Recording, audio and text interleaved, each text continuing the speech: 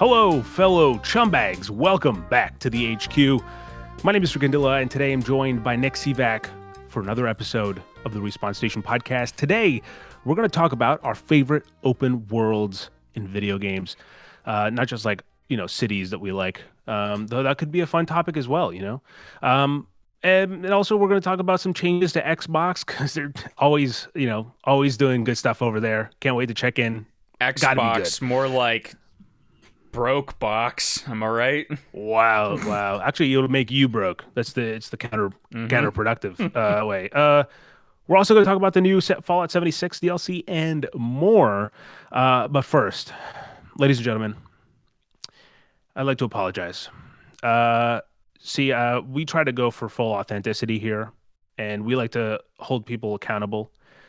And last episode at the start, I said, oh, you can't watch this podcast unless you have the platinum trophy for the PlayStation 5 game Grinch Saves Christmas. And I apologize, that is not a real game. What I meant to say was Grinch Christmas Adventures on the PlayStation 5. And I'm ashamed that I forgot it because I own the game. and it's sitting on my shelf, and I just slipped my mind. So I apologize for that. So, Nick, while I revel in my shame, tell me about what you've been playing. Yeah. And I swear to God, if it's just I've been playing Fallout a little, I've been playing more Fallout. I swear to God, Nick. Well, Siri, what have you been playing? Yes, it's pretty much only been Fallout over here. I'm getting ever closer to wrapping up my New Vegas replay. I will have you know, my save file said I'm at 69 hours when I stopped today. Nice. So, okay. Not even a bit. But the last week, I mentioned that I finished the Dead Money and the Honest Hearts DLC. And this week, I played the Old World Blues and Lonesome Road DLCs, which I think in the grand scheme of things for New Vegas, they are probably the best DLCs. Last week I kind of mentioned that I'm really partial to Dead Money. I do like that DLC. But Old World Blues, it has this just camp to it that I think is really fun. And the enemies are really unique in this one. So you have like these robot scorpions that attack you. But one of the coolest enemies that I didn't even really remember from whenever I played this before are these. There's like lore surrounding these special suits that these construction workers or something were given, or these scientists. They look kind of like retro spacesuits essentially, and they're called trauma harnesses. And it's like if a scientist broke like their leg or something in the field, the trauma harness could like overwrite their motor functions and walk them home. But what ended up happening is you come across these enemies because they're kind of rogue and they attack you, but it's just like a corpse inside the suit. It's just like a skeleton, but the suit is still going and attacking you. So they have these really like wacky, cool kind of enemies, lots of robots that you get to fight, and that's just a really good time all around. But Lonesome Road is probably my favorite DLC, and it's just like the Fallout end of the world vibe cranked up to like 11. Narratively, it has a really interesting narrative that's sort of being built up in all the other DLCs. I'm sure I subconsciously knew this whenever I played it in the past, but I didn't really remember. But there's characters that pop up in like the background of each of these DLCs that all kind of fold into this like DLC narrative that also kind of folds into the main game, but to a lesser extent. And Lonesome Road is where it kind of like all comes to a head, and it's like all these things that like you've been reading about or locations that you found in the other DLCs all get kind of like context during Lonesome Road, and it serves as like a really nice setup to go into like the end game for New Vegas, which is pretty much where I'm at now. I have like some quests to do on the New Vegas Strip and everything. Like I still have to go after Benny, which is like the main quest of the game. Sure. But that's pretty much it. Like I've explored everything else in the map. I've done like every quest that I can remember, like being able to, go out and start doing. So I'm pretty much just at the end game now. And yeah, The So DLC, about 80, you think? 80 hours total? What by the time you cross the line? I mean, you're that's 69 probably now. safe. Yeah. Because I know Hmm. each of the casinos has at least one or two quests, so I haven't done any of those yet. So there's still a little bit of meat to go on that stuff. But yeah, Lonesome Road, you're exploring this place called Hopeville, essentially. The grand area is called the Divide. And essentially, it was this place where there was a bunch of nuclear silos underground, and a bunch of the bombs blew up underground. So it split the landmass into like a giant canyon, essentially. And so you're just kind of like exploring these like bombed out buildings, and it's a lot of scrap metal, a lot of like fallout, just kind of like visual nature Right, right. Yeah. all throughout this area. And there's like a little side quest objective where you have this laser detonator, and there'll be like warheads that are stuck in the rocks, and you can like detonate them, and they'll like open new paths, or they'll open up like a little Oh, shit. area to loot. The one thing that's really obnoxious is that it does count them as you detonate them, and there's 30 total, and I finished the DLC with 29. And I was like, this always happens. I always miss one, and then like if I really want to go back to it, I just have to look it up and Dang. find where it is. Yeah, um yeah. because it's not like a side quest where they like mark it on a compass or a map or anything. But I wasn't too bothered by it. And yeah, I've again so just been having a lot of fun with it. The one really unfortunate thing is that in the twilight hours here that I'm playing, the game is crashing so much. And like I know I've mentioned this before, but it's honestly like 7 or 8 times a session that this is crashing Damn. now. Yeah, And yeah. it is unmodded, so part of that is on me. I think there are some mods to help like fix some of those crash bugs, but it's like brutal. I'm just trying to fast travel to this place, man. Why does the game have to close out each time? Like um but yeah, I don't want to talk too much on New Vegas because I've spent the last several weeks on it, but I am sufficiently prepared for season 2 of the TV show, and Hell the yeah. future update that we'll be talking about later. Yeah, what I'll talk about in a second. Yeah. I've you know, I've been in the mood for an open world game, which is very fitting that we're talking about this now, because Hmm. there's a chance that over the next 2 hours I convince myself of something, And I'm on a good streak so far, having just finished Wolfenstein and Tomb Raider as my second game off my backlog, Oh, which nice. kind of ties into the main conversation as well. Because honestly, uh, Tomb Raider is also an open world game, and I didn't expect that. But it's open world in the way that like Arkham Asylum is open world, because you have an island and you can theoretically get around, like just go back and forth between all the different regions, but there's fast travel to kind of help you, get around a lot easier so you can revisit, find secrets and collectibles and solve hidden or secret tombs and stuff like that. Hmm. But it dawned on me like pretty early on that I was like, no, this is like all together, and it's like an open world game was not how I was expecting it. And I think that's kind of the biggest takeaway from Tomb Raider. I said it last week as well, but I'll partially reiterate that like it's a really surprising game, because you go in as a general kind of base note that, oh, it's like a third person action adventure game, and it came out after Uncharted, so it's going to be something like Uncharted, and then you're constantly surprised at what it's doing and how it's doing it. I don't think it's a perfect game. I don't, and there's I'm not even gonna get into does such a thing exist, but I mean more so like there are definitely problems that I think maybe hold it back a little bit for me. But including one crash, but that's not, it wasn't a huge deal. One But crash. Ah, I one wish. crash. How dare I? But the good, the stuff that works for me is, it's a coincidence that it happened this way, but I spent a lot of time thinking about how Wolfenstein chooses this like handheld thing to kind of mimic this sort of weird lucid like dreamlike quality that game's narrative has. And then then I noticed partway into this game of like, wait, this game is also handheld. Like the camera footage is like, like this. Hmm. And I think it's the same similar style, but it works for different things.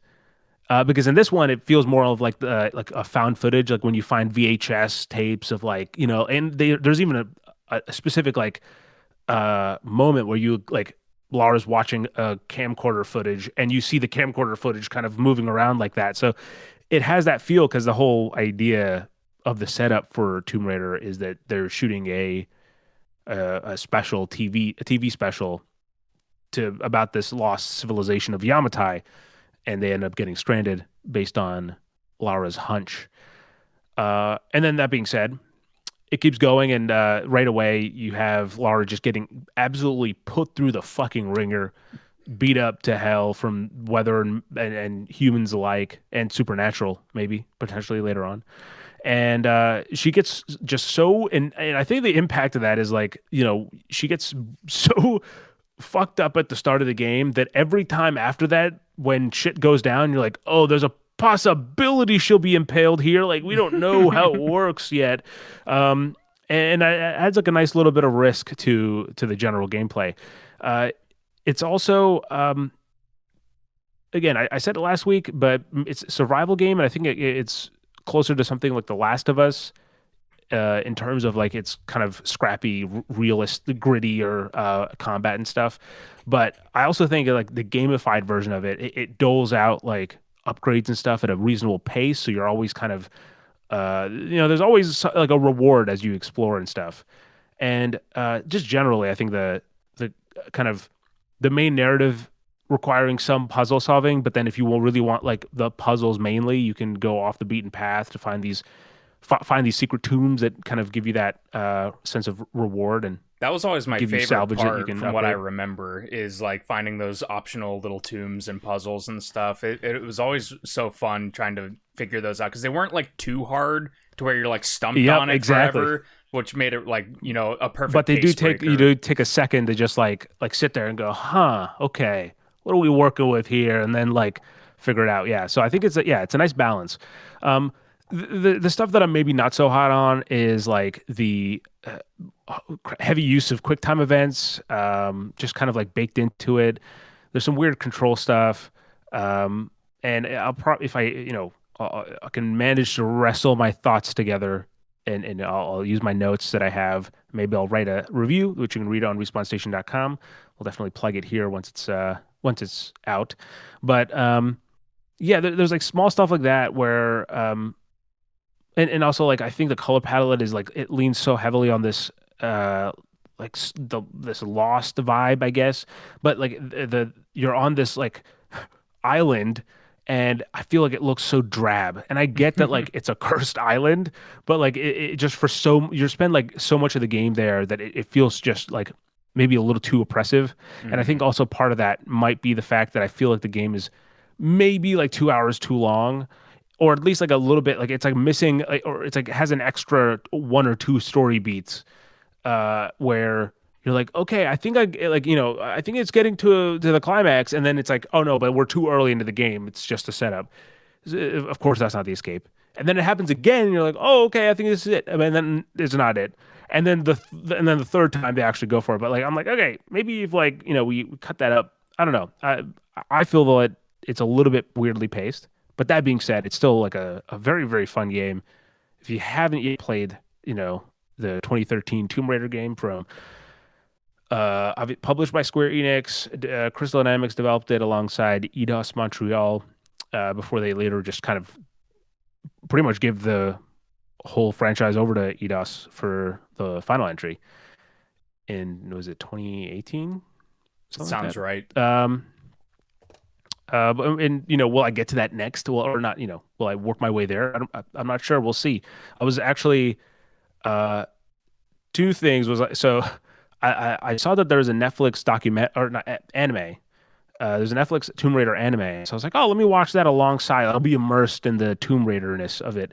Um, and so I was kind of pulling up the show, And then the description of it was like on Netflix was like something along the lines of like um, a, a continuation of Shadow of the Tomb Raider. I was like, holy shit, what? Like this is canon? So I had to look it up, and sure enough, it is. It's literally like the end of the trilogy starts that like the show picks up where the apparently the game's left off.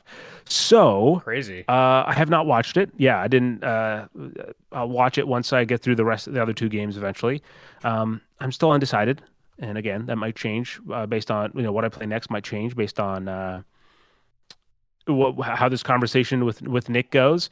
Though I will say that you know I've had some good backlog games, but it's time I also cover some new games. So, and I know Nick is also doing it, but you guys will soon hear us talk about some new titles that have recently come out. So it's not all about like old games. Again, there's a lot that'll tie into this the conversation we'll have for the rest of the show. Also, before we get into the news, I mean, this is the first time with the new camera setup and everything that I'm standing. So let us know how long you think I can stay standing. It's however many minutes we're already in is that's locked in, unless you're somehow a fool. But See, take recording's a at guess. 18 minutes. Okay. Longer than 20 minutes? I doubt it. So, with that said, Nick, let's get into the news because we that's it. We've just we're Real fakers. We've only played two games really. real quick, Sri, I want to just interject one thing before we go into the news, and it's relating to the camera work of Wolfenstein. Oh, I was watching the new No Clip documentary that they put out on Indiana Jones and the Great Circle, and oh, nice. Yeah. they actually comment on the cinematography of the game because they were trying to emulate like 90s and 80s Spielberg cinematography, and they brought up The Wolfenstein. Oneers? Yeah, and Oh, they said something specific that I wanted to run by you and see if it sparked anything from the devs at Machine Games. Machine Games. They said with the Wolfenstein games, the cinematography, they approached it like a stage play. And I was wondering if that kind of sparked anything in your head or whatnot, because it was like they would have everybody act and then kind of place the camera, and like that was Right. what would capture all of the stuff, versus with Indiana Jones, they were talking about how like everything had to kind of be worked out ahead of time, because they were even doing some tests to try to render like anamorphic lenses, but apparently like the ray tracing in the Sick. game was like completely screwing that Sure. up, so they couldn't exactly do that. But I thought that was interesting, and I wanted to get your thought on that. Dude, yeah. That is interesting because I think like now that you say it, there's a certain kind of theatricality to the game that definitely it's like like the villains are all like maybe cartoonishly evil, but there's also things that they have that make them like feel a little bit more grounded. They're not just like flying loose. Mm-hmm. But especially when you're like when you say that, I think about like there's like the home base for the resistance. Like all of those sequences feel like I could 100% see like a stage play version because it's just like characters sitting around, and then there'll be quips and kind of interactions back and forth, and Mm-hmm. certain vignettes almost feel like you're kind of like if I'm taking it like literally, right? Like it's a on a stage play where like if a conversation is happening in a room, the lights for the rest of the part of the stage will turn off and just focus on the one area. And it Mm-hmm. feels like that when you're kind of having certain uh character interactions back in like one on one with certain characters that really kind of shape their there's not a whole lot of character development, but what is there is like enough to give you a humanized version of them. Yeah, interesting. Yeah. I haven't watched that one because I know that again I haven't played the Indiana Jones game, so I was like, I want to continue that series because it's a good Machine Games cover from NoClip. And But I haven't seen the other ones, so I have to work backwards and watch the other ones.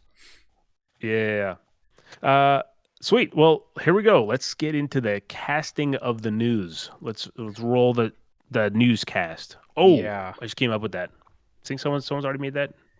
Do we want to talk about bad news first? Do we want to talk about good news first, or do we want to talk about like, you know, column A, column B? You know what? Because it's a big mix of headlines this week. Let's start. I'll start with sort of the kind of good news. I don't know, not good news, not bad news. It's a mixed response. So Doug Bowser announces retirement from Nintendo, and Devin Pritchard will succeed him as COO as of January 1st, 2026. So the like his Bowser will be leaving as of the end of 2025, and then you know January 1st we'll have new leadership from Nintendo. Uh, Yes. Farewell to Doug Bowser. What an incredibly fitting name. I mean, I think we all remember where we were when we heard that Bowser had taken over Nintendo. Yeah. Uh, it's kind of like you said. It's a bit weird because when Reggie left, Reggie was such a prominent figure. For like he would pop up in Nintendo Right. Directs on social media at showcases and stuff. Reggie was definitely the face of Nintendo of America for a while there, and for several years. Like he started, I think, in the early to mid 2000s, and then retired back in 2019, I think it was. And by comparison, Doug Bowser had a much shorter term from 2019 to 2025. But yeah, Right. Devin Pritchard, she I think was in.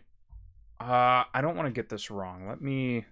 All right, so this is from Nintendo Life. They have like a little article about Devin stepping into the role, and it says here, Pritchard joined Nintendo of America in 2006, heading up the subsidiary's legal department, and as its presidency changed from Tatsumi Kimishima to Reggie Fils-Aimé. She would go on to take leadership roles in the company's marketing, business affairs, and publisher relations sectors before landing her current title of Nintendo of America's Executive Vice President of Revenue, Marketing, and Consumer Experience in 2021.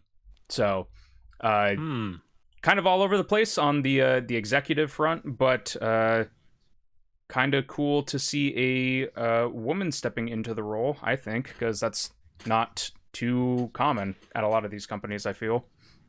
Maybe Sarah Bond being the exception for Xbox, but yeah, it's obviously it's going to be interesting seeing how Devin's period of time at Nintendo kind of plays out. Obviously, every time there's you can sometimes see a shift when certain people take over certain companies, and so Reggie had he's done a lot, and he's talked about it in his book about like all kind of like his life story or whatever. But part of it, like I always find really interesting, was the fact that they like Reggie fought hard to make Wii Sports a pack in with the Wii. Nintendo was like like everyone's like, no, we got to charge them separately for the game, and it's like, no, trust me, bundle it in. And look what happened. The thing was a damn dare I say, like a piece of furniture by the time that the Wii was done. It was like everyone had, or well, I'd say most people I know had like a bookshelf, and they also had a Wii. Like it was just like the one of the things that you had. everybody's You had TV sofa, had a sensor you had bar a Wii. somewhere.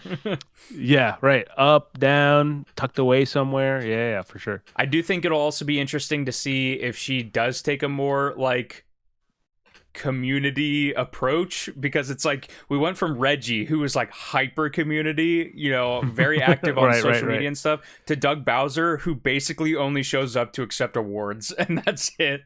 Like, so it'll be interesting to see which side of the seesaw Devin finds herself on. Yeah. Where do you want to go next? I want to do Rock Band, because that'll be kind of quick to get over. Pour one out for Rock Band 4. Harmonix just announced recently that they are delisting the game on October 5th. So, oh shit, didn't know that. Physical copies of those games, they might see a little spike when this happens. I mean, the instruments are already just kind of expensive on the secondhand market to begin with, so you're going to need those regardless if you're playing digitally or not. But if you were on the fence about Rock Band 4, if you're into rhythm games, now might be the time to start thinking about picking some of that stuff up, because I believe it's the base game and I think the DLC as well, which is pretty extensive. So maybe not all the DLC, but safe to assume that if the game is going away, the DLC is probably not going to be purchasable too much longer. Right. Yeah. Yeah. That's a safe bet to make. Um, yeah, it's not a surprise. We've talked about delistings and stuff in the past, but this is yeah. I don't know. I don't personally play Rock Band, but I know it's a loss for you, Nick. It was the first game I played this year, so that's why it was kind of on the top of my head, and I was just like, oh, I just played that. But yeah, now they're all on that Fortnite festival grind. So Fortnite. Hell yeah. Speaking of Fortnite, Nick, did you know that Fortnite Crew and Ubisoft Plus and EA Access are now a part of Xbox Game Pass Ultimate as part of their brand new redesign? yeah, I did know that because I wrote this in here, but Yes. You tee this up because I do have thoughts about this wider inclusion. So, in a segment that we're calling Bad Xbox News of the Week, this is a streak that we've somehow kept alive just out of sheer pure perseverance from Xbox. So, last week we talked a little bit about how Xbox prices are going up for the actual consoles for certain systems that Nick didn't even know existed, like the 2 terabyte white Xbox Series X. Is that what it was? It was the Galaxy model. Galaxy. Yeah. So this week's Bad Xbox News of the Week is a redesign of the Xbox Game Pass model in a rebranding that sounds a whole lot like PlayStation for some reason. So they have 3 tiers instead of like Xbox Game Pass Core. They now call it Xbox Game Pass Essential, which again, PlayStation Plus Essential is like the base version, I believe, right? Mm-hmm. And then there's the PlayStation's second tier is Extra, but for Xbox, it's Game Pass Premium, and this is $15 a month. And for this, well, actually, I'll say Essential gets you 50 games, over 50 games, in-game benefits for Riot Games, unlimited cloud gaming, online console multiplayer, play and earn up to $25 a year in-store rewards. Premium is $15 a month and gets you 200 plus, earn up to $50 in rewards every year, and new Xbox published games, obviously excluding Call of Duty games, but like Avowed, freaking. I can only think of like the Outer Worlds too. Like I can only think of Obsidian games for some reason. The Xbox first party stuff, this is a bit weird. So like how I have it phrased in here was directly from the Xbox Wire article, where they say specifically new Xbox published games within a year of launch, which sounds like when compared to Ultimate that the premium tier no longer is getting day one Xbox games, and that is going specifically to the Ultimate tier only, which if that is the case, I think is a bit not good. But yeah, to go on to Ultimate, which is their highest tier one, this is $30 per month, this is I believe the tier that's getting the biggest hike.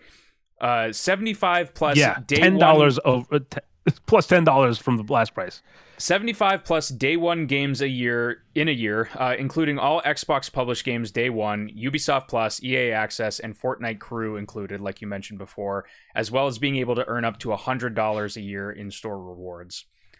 This is a whole lot, man. This is a whole lot. And so here's the thing, right? Let's actually fully commit to this Xbox bit. Now that I've sat down, all right, I can't stand up for this, what Xbox is doing. So I'm sitting down. And first of all, I repeat, like, Nick and I had this brief exchange. We try not to talk too much about it so we can, interface on the podcast. This is really, if I'm not recording the conversations I have with people like, why am I even having them? You know what I mean? If I'm not doing this, it could have been an email, like any interaction. So we kind of talked about how like who is Xbox for? You know, the prices for their consoles are ridiculous. The like Game Pass, I've long since said is a great deal, but then like you're like $30 a month for the Ultimate Edition, which was previously a much like I don't even like I think it started at 15, right? The I like believe that price so. model and Yeah. um yeah, it just feels like everything's working against the idea of how a business should work to make a profit. Um, but you know, you had made a point that I agree with, and I'll let you make it. But it's essentially about how this is paving the way for perhaps the next generation. Yeah, so before we, go into whatever the next Xbox is, if they continue the series naming or if they come up with an even more stupid naming convention, because clearly they can't nail this down.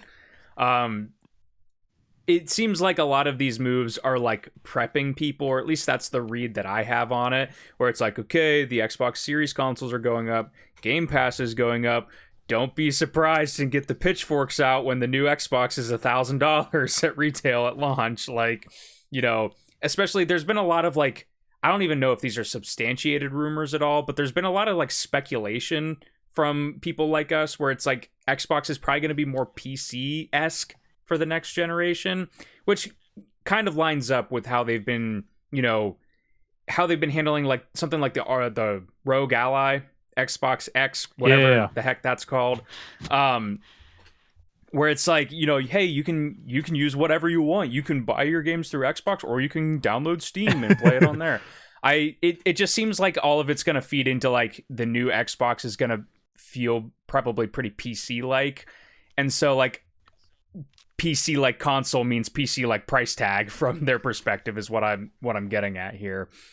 And so it sucks, it's just, it seems like every single week it's just like, okay, now next your day one Xbox games, we're gonna have to add like a $20 tax onto that as well, so that way you can download the game from the server or something. It's like every single week they have something to one up themselves last week on just like this, cascade of, not great news that they keep having to be like, okay, so like you mentioned in our brief exchange before where it's like everything has like a list of caveats whenever they do something good. So it's like even in their article they're like, oh, games like Hollow Knight Silksong, you guys have been waiting so long for Hollow Knight Silksong. It's like, well, now if you want to play it day one, you pretty much have to be on our $30 a month tier.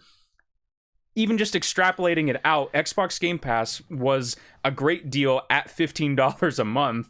But now it's like, if it's at $30 a month, 2 months, like you're almost at like full new games. So if there's only like one big AAA game from Xbox that you're looking forward to in a year, why would you stay subscribed and keep that recurring, money taking out of your account that will cost you more in the long run than just buying the game outright on like a PlayStation or an Xbox if you have the console?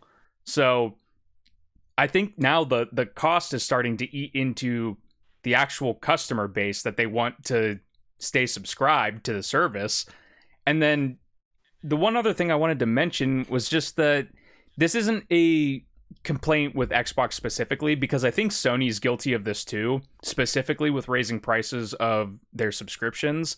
And they couch it or like excuse it by saying, we're adding value. You get Fortnite Crew now. It's like, how many people fucking care about Fortnite Crew? And like, or Ubisoft Plus. It's like, not to say that that's like nobody, but it's like, they're just like, well, we made all these deals with these companies to get all this stuff that we can just shove in here to justify the price going up. It's like, nobody asked you to do this. Like, we just wanted the day one, like games coming to the service. I don't need all of the other extra bonus stuff, but you're going to force me to pay for it because you're going to hike the prices up. That's the one thing that I don't like, because, Sony did the same thing. I think it was with like Crunchyroll stuff, where it's like, yeah, now you can get like Crunchyroll access. It's like, okay, I don't use Crunchyroll, so now I have to pay more for something I'm not going to use. Like, it's just very stupid. You're paying for my Crunchyroll, Nick. That's called taxation, baby. Yeah.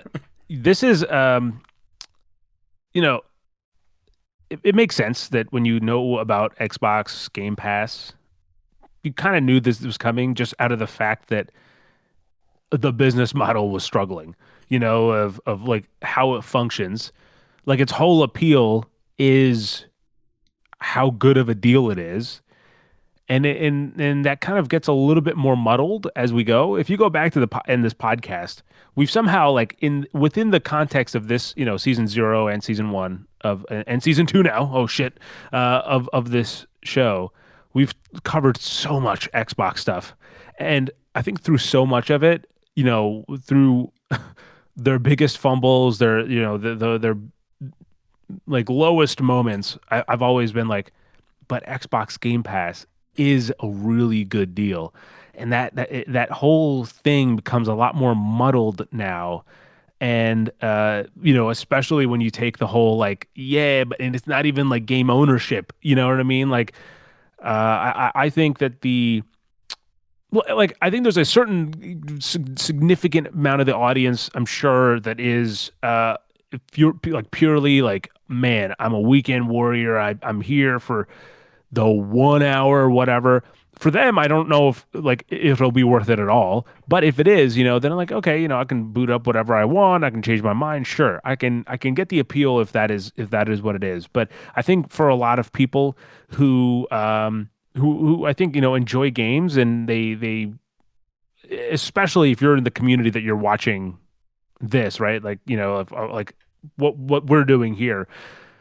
I think it would be more meaningful to spend $30 a month and buy a game and own it and know that it's yours, and enjoy it at your own pace, and commit to like a new game every month, or like a new game every other month, or whatever, like whatever it is. It's more viable than and building out your own library of games that you actually care about than this, because it used to be that I think like the inception of these things, right, was sort of like the PlayStation Plus and Xbox gold games with gold or whatever. Hmm. It was a perk, right? Like you had to buy that stuff, PlayStation later on, but Xbox initially. You had to buy that stuff to play with friends and play online, and then they were like, oh, actually, while you're also doing that, here's a little bonus. We'll throw in the few games for you to have, Hmm. and it's totally flipped its a thing on its head where like you're paying just for the games now. The online is like just like a second, like not even, it's like a peripheral advantage at this point because everyone's got it. Hmm. So yeah, it's weird, unfortunate. And by the way, let me quickly before I move on, uh I found a Daniel Ahmed tweet earlier today. And if you don't know Daniel Ahmed, he's a director of research and insights at Nico Partners. He analyzes video game markets, and Wario 64 earlier tweeted, and that Nick shared with me, which was the Xbox like Game Pass subscription cancellation site going down because so many people were trying to unsubscribe. And Daniel replied, when I said I wanted the 360 era back, I didn't mean $360 a year, which I thought that was great with this Hmm. new Game Pass Ultimate timeline. But here's a weird thing. Even before, so this happened today as of when we're recording this, like that, this is when the news broke. Hmm. And uh, the before this, there was already a topic for this segment, which was Xbox's Tokyo Game Showcase from last week, right? Is it? Yeah, after the last Yeah. episode, dude. Have you seen this? I didn't watch the whole thing. I kind of skimmed some of the announcements and then I just went to the one that I cared about. It was such a weird.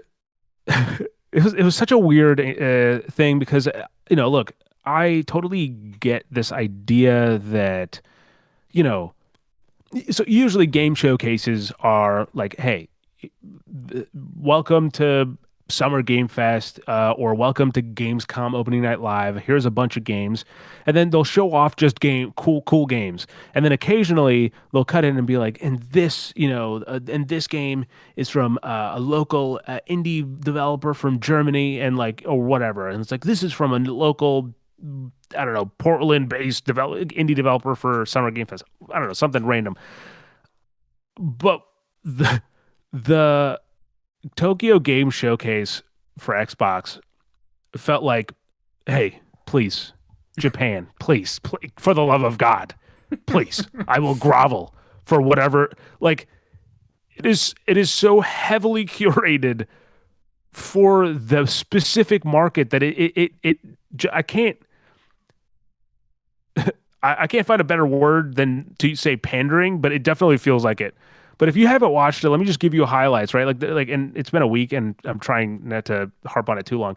So if I don't get everything 100%, you can go watch it yourself and let me know. But they have this thing about how Microsoft Flight Simulator put out their Tokyo update or whatever, the Japan update, and they're like, since then, this many people have taken out of Japanese airports in Microsoft Flight Simulator. I'm like, oh yeah, that's fucking exciting. Um, and and then they're also talk about how they have we're working with all these Japanese developers, and sure, whatever, like local Asian developers. Well, that's great. That's always always good to encourage other markets. But then and also let me also before I say the next thing, the big announcement that I think maybe Nick was alluding to was that Forza Horizon 6 was officially teased, and the tease was that it's set in Japan. And again, if there was a place for that game to be announced, I do think it's Tokyo Game Show overall. Um, and so that makes sense. But then they have a freaking a pretty significant part of the showcase dedicated to Call of Duty developers talking about the two maps in Call of Duty Black Ops 7 that are set in Japan. And they're like, yeah, the intricate, the old ancient history of Japan with the modern technology of our plot line, or make for some great environments.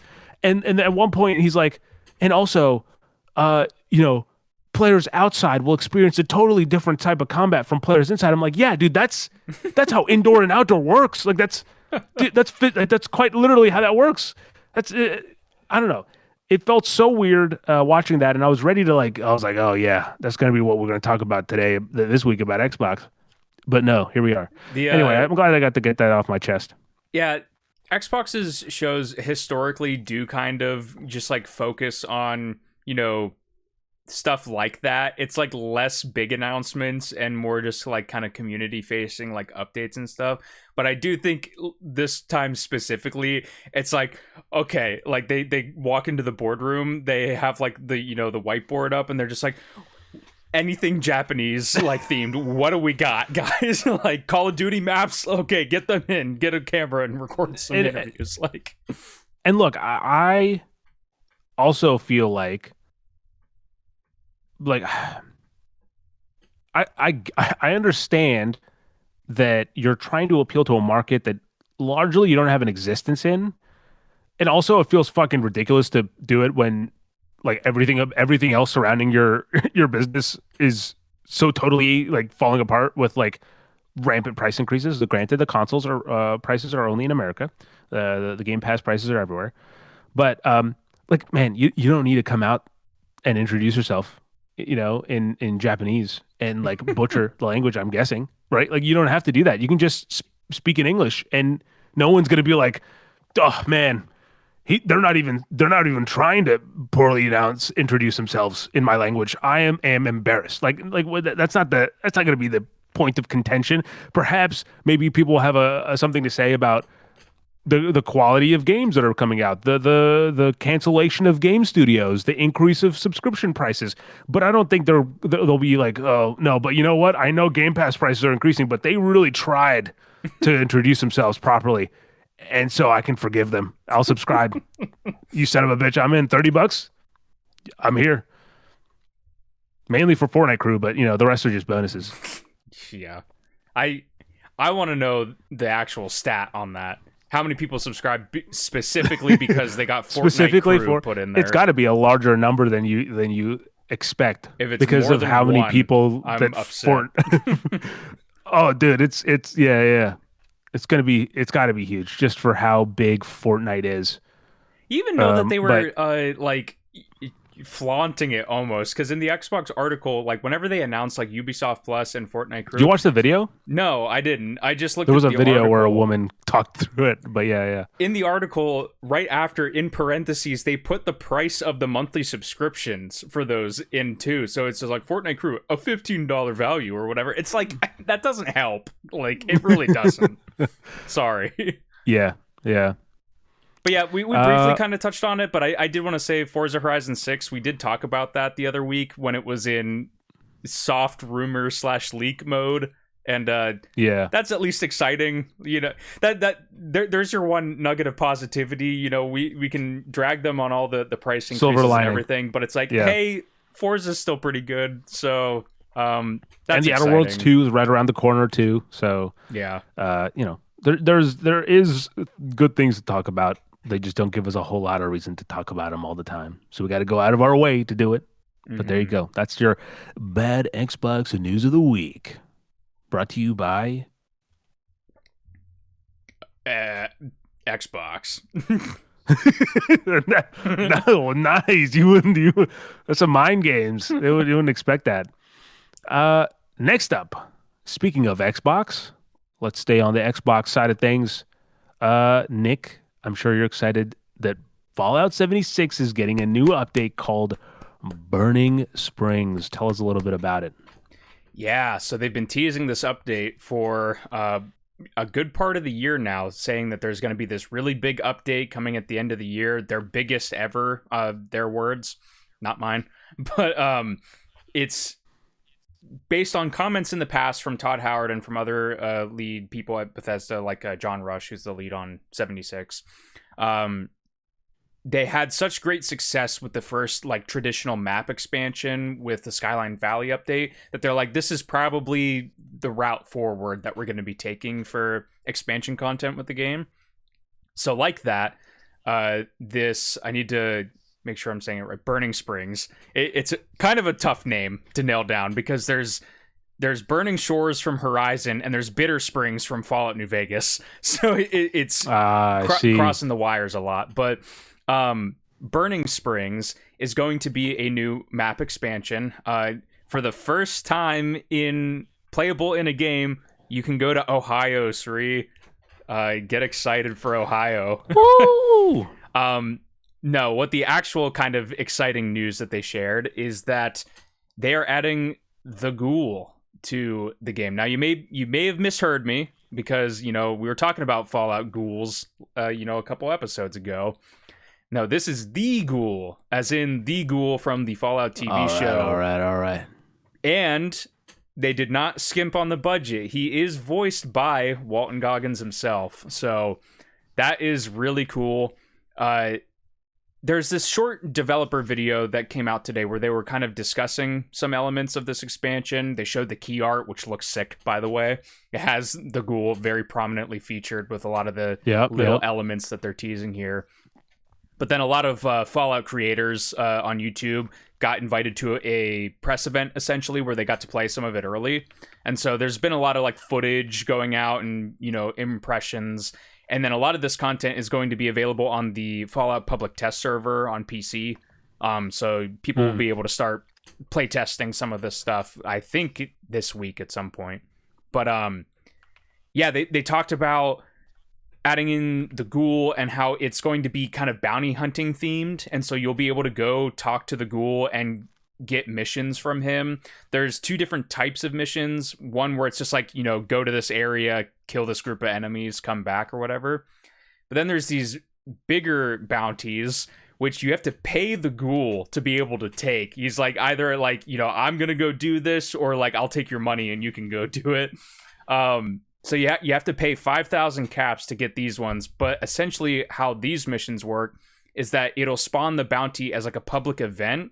And then anybody on the server can come and take on this bounty. And it's like a much harder kind of fight, essentially, to take them out. So I'm a sucker for bounty hunting stuff. I love the ghoul. So this is already just like music to my ears. But then what's really awesome is they talked about the world design for the map expansion. And there's some really cool stuff that they're doing here. So they said that they took an art direction more inspired by like Fallout 3 and New Vegas. So that's already like, that's going to perk my ears up when you say that, because those are obviously right. my favorite and a lot of people's favorite from the entire series. And so it's going to have a very kind of different look to it compared to the West Virginia part of the map. But also just like the concepts for these places that they have just sound so cool. So one of the main big areas that they're adding with this update is a new player hub called Highway Town. And essentially it is a giant settlement built on a giant overpass. And they've kind of played with design motifs like this in other games. Like Fallout 3 specifically has like a little settlement that's, on an overpass, but it's like a couple of houses and shacks essentially. This, it feels like it's like a really big area that's up there, that from what I've seen from little clips, it looks really cool. There's also like stuff underneath the overpass that you get to explore. And then there's also this new kind of big bad that they're teasing called the Rust King, who is like a sentient super mutant. And essentially there's this area called the Rust Kingdom, and it's like a giant like junk castle with a giant flaming Deathclaw head as like the gate and stuff. So there's some really cool kind of visual world design stuff that they're doing with this update. Got a really cool theme. You get the ghoul added in there, and it's setting this update up to be pretty cool, I think. And not to mention, they are planning on releasing this the same day as season 2 starts for the show. So I think they are expecting a lot of people to be reinstalling for this update. Yeah, no, they're certainly leaning on each other, the game kind of bolstering the show, and the show getting more people into Fallout 76. So yeah, okay, all right, sweet. I will say, I mean, obviously you're gonna check it out. So I'm always we'll hear more excited about for that, 76 updates, but like this is the first time where like I came into the developer because they had it as like a YouTube premiere essentially. Yes, I came yeah. into it late, and That's what I was just looking at, because I was trying to like see. I was like, is there gameplay of this? But yeah, I see. Whenever I hopped into the stream, they had the key art on, and I was like, oh my god, that's the ghoul, what? And I had to rewind the video and be like, I gotta see this from the beginning. But yeah, it definitely looks like a really cool piece of update content that's coming to the game, so I'm definitely looking forward to that. Yeah. All right, next we have a little bit of a spooky turn of events. Ubisoft and Tencent announce Vantage Studios, subsidiary that will spearhead Assassin's Creed, Far Cry, and Tom Clancy franchises. This is part of their big kind of restructuring in order to kind of offload some of their more high-value IPs into their own company, because Ubisoft is kind of I'm not going to say it's a sinking ship, but let's just say there's a lot of skull and bones in the water. So, yeah, Vantage Studios. That's a really good one, Assassin's Creed. I'm gonna pat you on the back for that one. Thank you. I was very slow in saying those words because I forgot what the game was called. I was like, what's the name of the game that they made? But no, this is going to be interesting to see how it works. And also, like, because like they say Assassin's Creed, and we have at least like I mean, there's this whole shared world that they have for Assassin's Creed that's coming up. And, there's all these code name Hex and Jade and all that stuff. And so it'll be interesting to see when Vantage Studios actually kind of drops its name in front of one of those games, Mm-hmm. So there's that. Do you have anything substantial about this? Not really. Like, the announcement didn't really have much to really go on. There was like a quote that I was thinking about putting in here, but it's one of the most like corporate ambiguous kind of things where it's like Vantage Studio is going to be in charge of player and developer relations in these franchises. It's like, okay, I don't know what that means, but I guess it's like their biggest franchises, obviously being Tom Clancy, Far Cry, and Assassin's Creed. Like, I don't know. They're very confusing over there. Like, this is something that we've also talked about in previous episodes when this was like kind of in the rumor mill rumbling around. And I don't really see the benefit to this unless it was like a way to like save those franchises if they were under that threat of like hostile takeover or whatever that was like kind of possibly happening a couple months ago. Right. So like I don't know if this was like a preemptive measure to make sure that like they at least can retain those franchises or something. I really have no idea. I am not the economist and merger person, which is going to transition just so greatly into this other news topic that we have to talk about. But yeah, I don't have much say on that. Like, I don't even really understand if this is going to be like a studio that's developing these games, or if this is seriously just like a different term for Ubisoft where they're like overseeing the production. I'm really not sure. Yeah. But we'll follow the Ubisoft's track as they continue with Vantage Studios and Tencent. Of course, you can stay on top of all that by hitting the subscribe button. Lastly, we have a little tease from the developer of Soma and Amnesia, Frictional Games. They're teasing the new game, which obviously is very fitting, just out of the fact that it is now officially October, and so we're into the spooky month. What will Nick play this month that will shiver his timbers? I forgot that I teased that last week. That I teased that we're playing horror games. We got that one review code in, and then that kind of threw that plan out the window. But yeah. I've played Soma. I've not played Amnesia, but I know Amnesia is probably maybe the more popular or well-known one. Maybe it has a bit more like brand recognition. Just for the legacy of of those games. I've played Amnesia, but I've not played Soma. Oh, that's hilarious. We're put us together, and then we got the full picture here. Soma's really a neat game. It's not a game that I ever feel like I really want to go back and replay, but it does have a narrative that has a really interesting ending that has always kind of stuck with me after I played it. Like it just kind of hits the right vibe at the ending with what happens. I don't want to spoil anything, obviously, but it's an ending that kind of sticks with you after a while. And what originally drew me to the game was it's like underwater mostly. And so like, being a big BioShock fan, I'm like, oh, it's got kind of BioShock vibes, but it's more horror. I'm not so much a fan of the like run and hide style gameplay that Amnesia and Soma kind of has, but I think that they have really cool art direction, and with Soma, they proved to me that they can tell an interesting story. So I'm definitely intrigued to see what the new game really is. It's just kind of like a teaser. There's a short teaser video, I believe, and they have like a teaser website. So it feels like it's probably still a little while off, but still kind of has a little unsettling edge to it. So probably staying in the realm of horror. Yeah. It also makes sense for, they're on a different scale, but I do find it interesting that like Bloober Team has kind of gone onto this like very steep trajectory of like of popularity and recognition. I feel like, is it frictional or fractional? Frictional. Frictional. I feel like they're more niche still, but I also think that like Amnesia definitely feels like an inspiration for like Layers of Fear, which is how Bloober started. So that's a fun little muse from this old noggin up here. Now we're about to get into the main topic because that's all the news that we got. Or no, shit, that's not.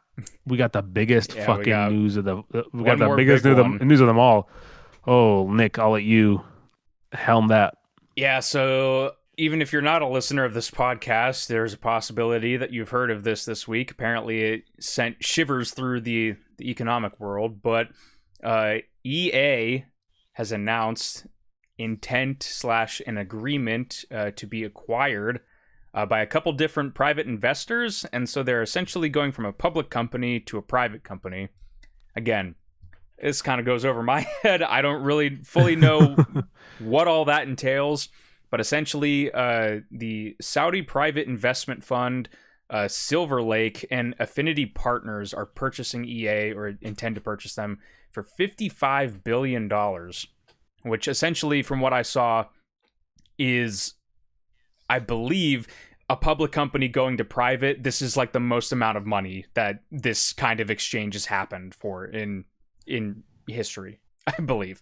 Um, Fact check me on that. Again, it's there's a lot of terminology, a lot of money, a lot of irons in the pot with this, but it seems like a lot of it kind of stemmed from like a Wall Street article or Wall Street Journal article that kind of came out before the deal was announced that I think kind of sparked a lot of this conversation. And they mentioned in that article, mostly just like the sports games like EA FC and Madden and all that. So I'm sure that is obviously a huge component of the driving force behind making this decision. What is less clear is kind of the fates of some of these other franchises like The Sims or Battlefield or the BioWare stuff. Sorry, I had a brain fart there. Like, Dragon Age, Mass Effect. What else have they done? So yeah, this doesn't happen often. Usually it's like a private company going public. It doesn't really happen the other way around.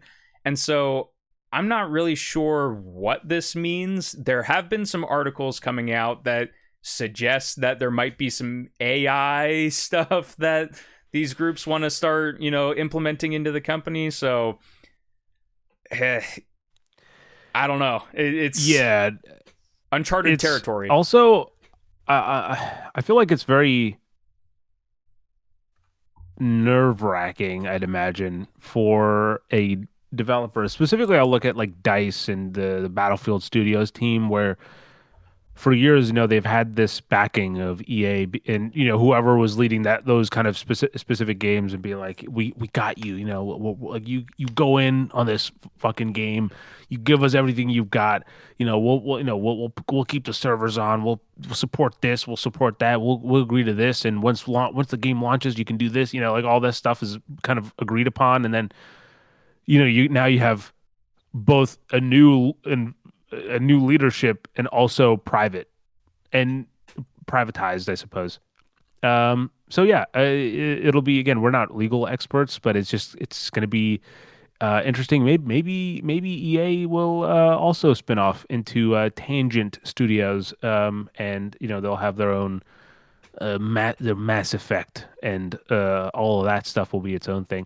Mm-hmm. Will there be closures? I hope not, but we'll see kind of how that works too. Usually when someone spends $55 billion, they're trying to cut some losses, and yeah, lot to see. I'm sure this story will be very interestingly developing as we continue. So stay tuned. Yeah, EA, it's in the investment. With that, we are going into the main topic of the show, which is open world video games. And ladies and gentlemen, the most open world of it all is the real world. It's what's around you. And it's a vast place, and sometimes internet service providers will not let you access all the websites. You get walled. It's like the invisible walls, but they're for the internet, and you can't get to certain places. That's where our sponsor. No, just kidding. We don't have a sponsor. This is brought to you by RespawnStation.com. By the way, stay tuned for that. Perhaps there will be a sponsor. We'll see. But this episode is just brought to you by RespawnStation.com. If you listen to the Respawn Station podcast, it only makes sense that you also check out the website, where we share kind of our more in-depth reviews about video games. We got certainly at least 2 or 3 coming up from both Nick and myself of games that we're currently playing or about to start playing. And along with what we say on the podcast, the website obviously, though they're definitely more better worded. The words are bettered in the text there, and also it supports the whole machine that we got running on here. All right, let me tell you this. These videos don't make money. Actually, they do. That's a lie. I can't lie to you. They make pennies. Nick knows how much these videos make. All right, so it's not really for the business side of things. Just go check out the website, and maybe you'll find a thing or two that you like. Also, like reading, it's good for you. Like take the time. The Stop podcast, scrolling through TikTok. it stretches your ear muscles. The website stretches Yeah, those yeah. eyes. So Hell yeah, hell yeah. Couldn't have said it better myself. In fact, um, cut yourself out. The podcast stretches the ears. I'm just joking. I'm just joking. I'm just joking. But no, that's all I got to say for this week. Will we have a sponsor for next week? Perhaps. Maybe was I teasing one? Who knows? Find out next time on the Respawn Station podcast. Now, Nick, open worlds. 3 open worlds. Thank you for the trigger word. Now we can commence with the topic. Um, Open worlds are always interesting in video games because they come in a wide variety. And I feel like there was a period of time where we were certainly felt inundated by just everything was open world.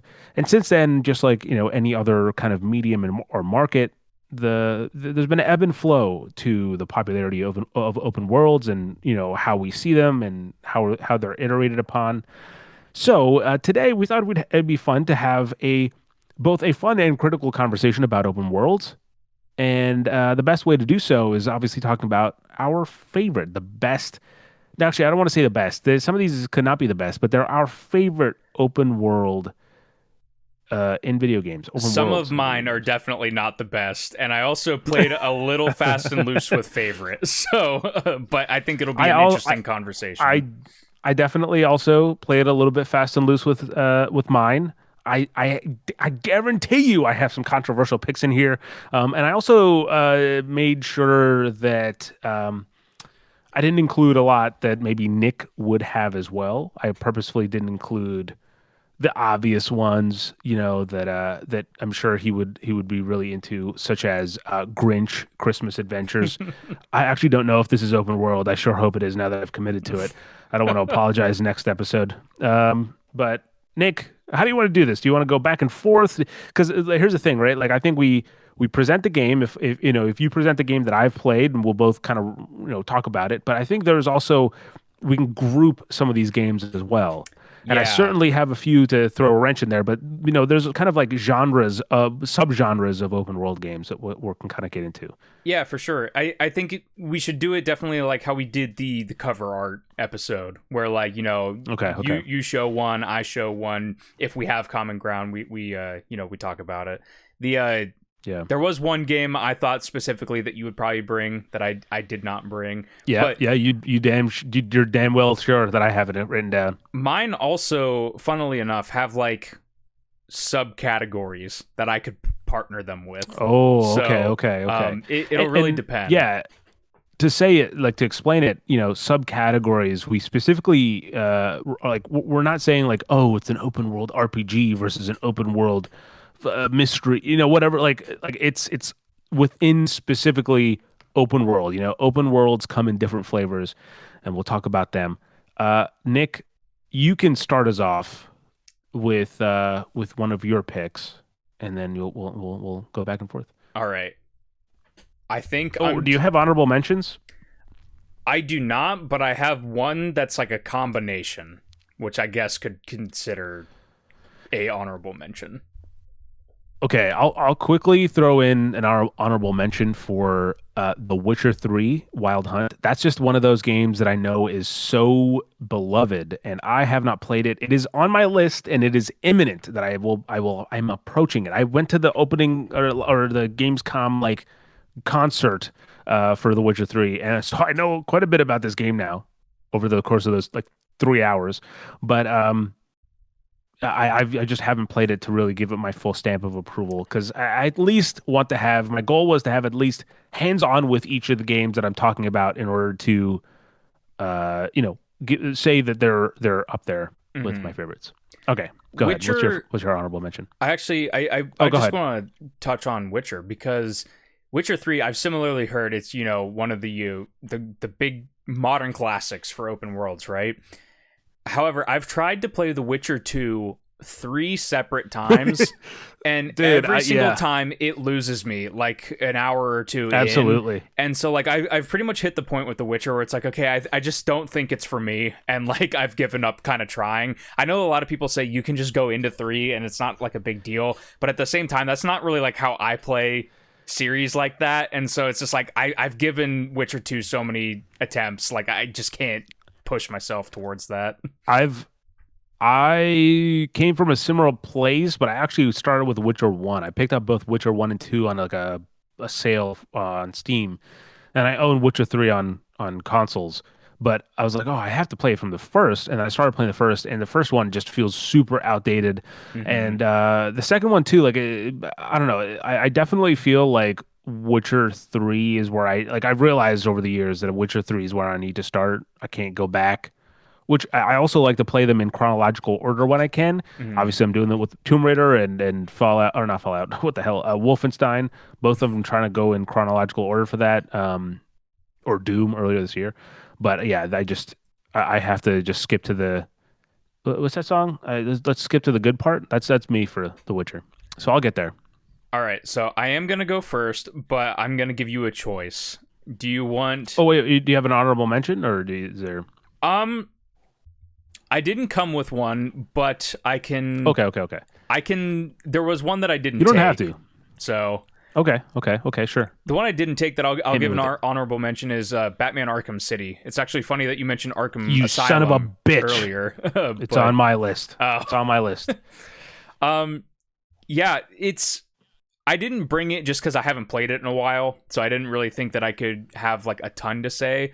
But specifically going from Arkham Asylum, which like I do get, it's an open environment. I feel like it felt more like a, I don't know. No, it's open world.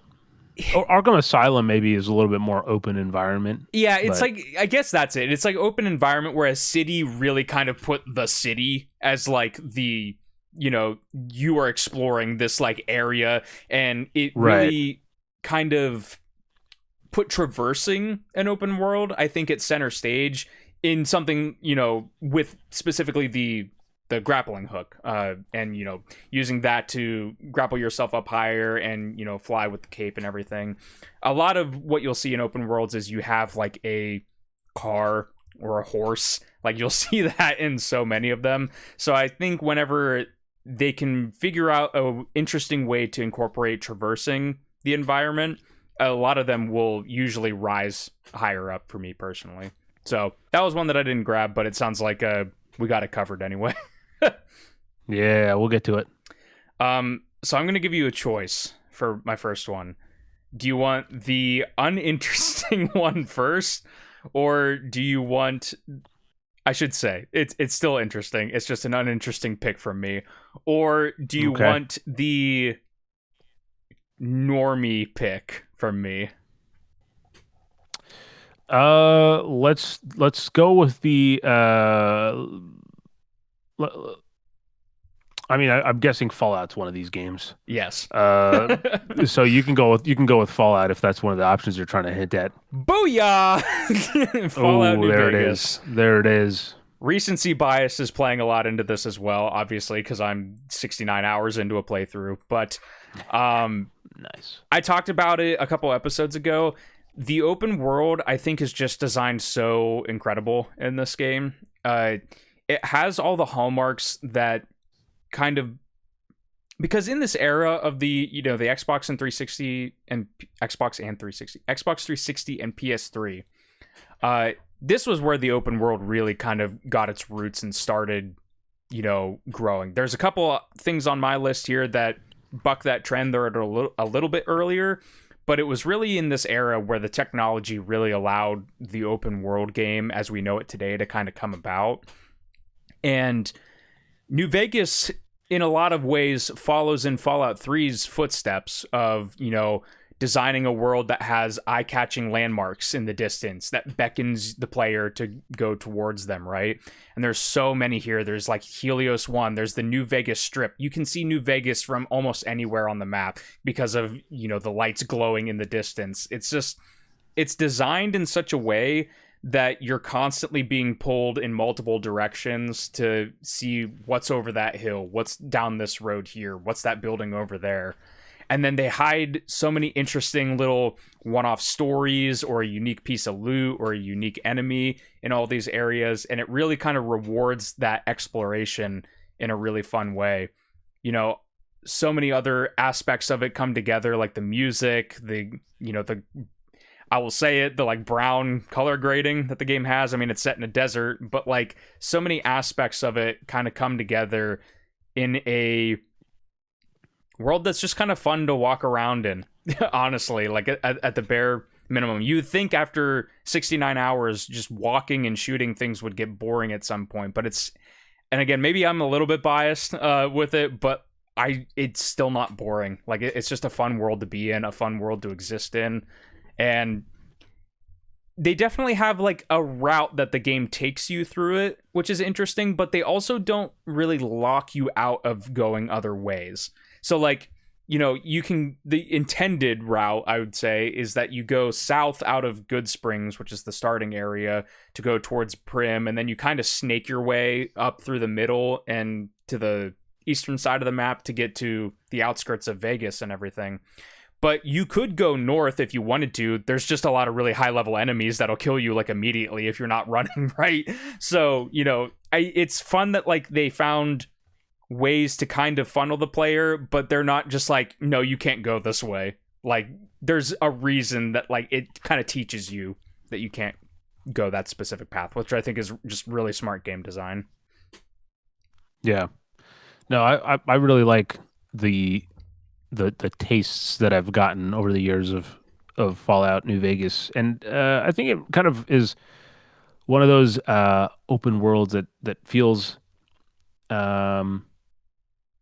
very fitting to obviously the setting, and I think it has obviously the hard job of distinguishing itself from Fallout 3, and I think they do that by going away from the greens of Fallout 3 to the browns of New Vegas. And so, yeah, like there's a lot of decisions in that game that were made to feel like they knew what they were cooking is what I'm trying to say. Okay, let me just say that. All right, all right, we'll go with the obvious one. Batman Arkham City. I have like half these games on my shelf, but I didn't know we were bringing them out. So, but yeah, no, man, Arkham City is awesome because Arkham Asylum sets up this idea of like, hey, you're Batman, but like you're in this, restricted open world or like a limited open world where you're exploring Arkham Asylum and kind of being Batman as the saying goes, but City then opens it up and there's so it also I think it does one of the things that some games I think struggle with, which is the idea of, yeah, like clearly we can't have people just around because it would be weird if, they just wouldn't work. And it's similar to how like in GTA 5, like you won't see any children around because they're like, yeah, if children are in this, the rules of how this like of engagement completely change. Mm-hmm. And so they're like, let's just cut it. Let's just cut the kids out. And it opens up the game in a different, the game can be a little bit less uninhibited because of it. And similarly, Arkham City is like, yeah, there's no people on the streets because like and they write it into the story that they're like, there's a reason. It's something that even like Suicide Squad Kill the Justice League also does a similar thing, but like just it doesn't feel quite the same. For why there's like the streets are empty. It feels like a lot more barren in that game than I think in Arkham Asylum, which is again crazy considering it came out so much longer, before Suicide Squad.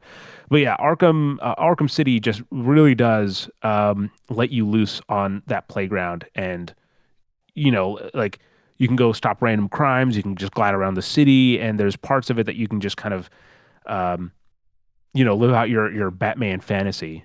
As I'm sure we all have, all right. And it's sometimes Batman wet dreams are fine. Go ahead.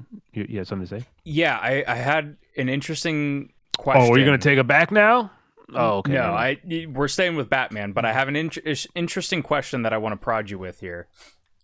both you and I said Arkham City. There is Arkham Knight, which Arkham allows Knight. you to drive the Batmobile and has all of what you're describing, these random crimes and different activities, even the Riddler challenges where you can like race the car around.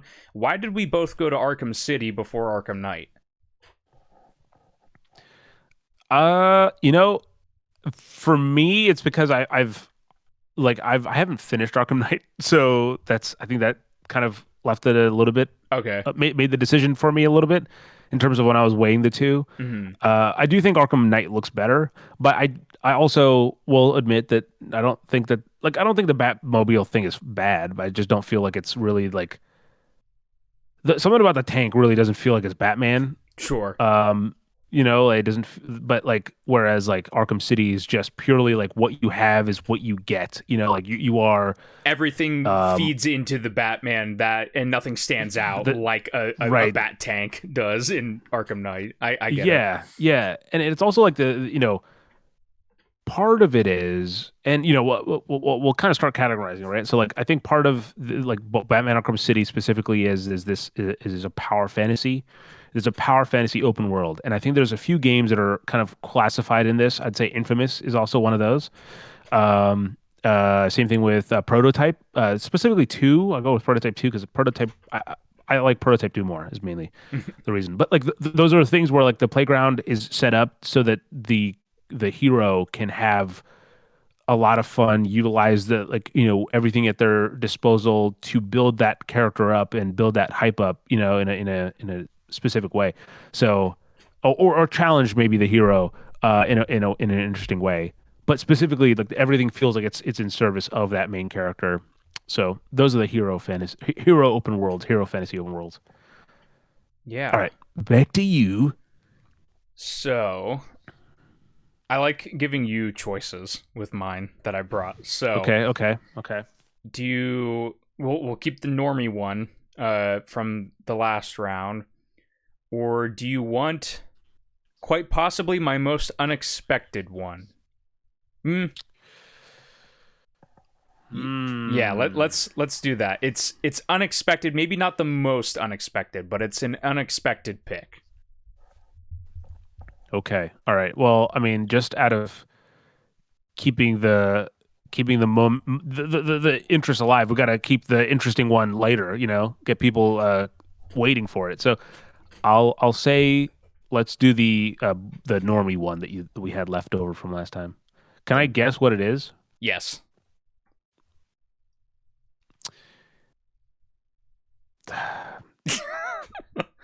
You sounded like you Damn had it. a one already locked and loaded for that. I did, but then I talked myself out of it. All right, I'll just say Elden Ring. I had considered that. It is not Elden Okay, Ring. okay. Yeah, I Um, talked myself out of it, but go ahead. All right, what is your normie pick? I went with The Legend of Zelda Tears of the Oh, Kingdom. oh shit. Who would have thought? Okay, Yeah, sure, sure. Okay. a Zelda game was definitely going to be on this list. I I was specifically didn't include it on mine because I knew you'd pick it. I was between Twilight Princess actually or Tears of the Oh, Kingdom. I know Breath of the Wild is a lot of people's go-to for this, but I went with Tears of the Kingdom because obviously the world takes center stage in both of these games, right?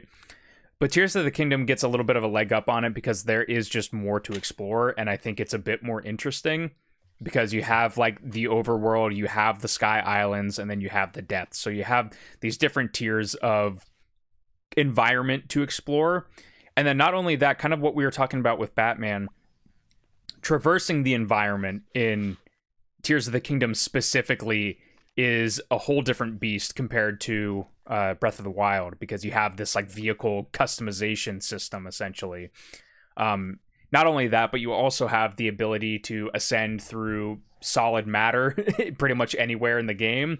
So it gets rid of the issues that some open world exploration can come across where it's like, I just need to get up that mountain. I don't want to like mess with, clambering up historically the Bethesda climb, that I refer Yep, to yep. affectionately. But like they kind of just solved it where it's like, yeah, just hit the button and you'll just like soar right up to the top of the mountain or whatever. So I think it does some really interesting tech stuff. I like the creating the vehicles specifically for the Sky Islands is a lot of fun because it's like, okay, how the heck am I going to get over there? I got to concoct some sort of like airplane, helicopter, gyrocopter kind of contraption. And it's not a guarantee. I mean, unless you watch like a YouTube video or something like that and you're just like, okay, I know I can, attach these two fans to this handlebar and that's going to get me over. Right. But like so much of the fun of Tears of the Kingdom, I think, is not using like a guide and just like trying to duct tape together this like vehicle and be like, all right, I'm gonna full send it and see if I make it over there or if I fall from the sky and die. So I think specifically Tears of the Kingdom, it has interesting vistas, it has interesting mechanics specifically to explore the world, which I think is what for me makes it the most interesting out of any of the other Zelda games. I do think it has a bit of a uphill battle with some of it because a lot of that open world map is reused from Breath of the Wild. And that's something that we haven't really talked about, where it's like certain games do reuse maps, and that can sometimes take away from the intrigue or the excitement of exploring an open world. But I think they did enough to change aspects of it to where it didn't feel like you were just retreading the same paths. It's like, I have a rough idea of what's over there, but it looks really different now. What is that giant cube that was not there when I played Breath of the Wild? So I think they did enough to differentiate it enough, but specifically it's the mechanical interaction with Tears of the Kingdom that I think really kind of put it over the edge for me. Yeah. Obviously Breath of the Wild is mainly the one I didn't put in because I knew that Nick would have one of these games in there. But yeah, no, I could speak to Breath of the Wild. I feel like Tears of the Kingdom for me was a little bit too crazy of like I felt like Breath of the Wild had just the right amount of stuff for me where the carrots that were being dangled were just interesting enough and the path to get there didn't have a lot of friction, it was like hey, just go, just walk. But then I think that adding the is it ultra hand, I think kind of it gave me like decision paralysis. I was like, I just wanted to play the game.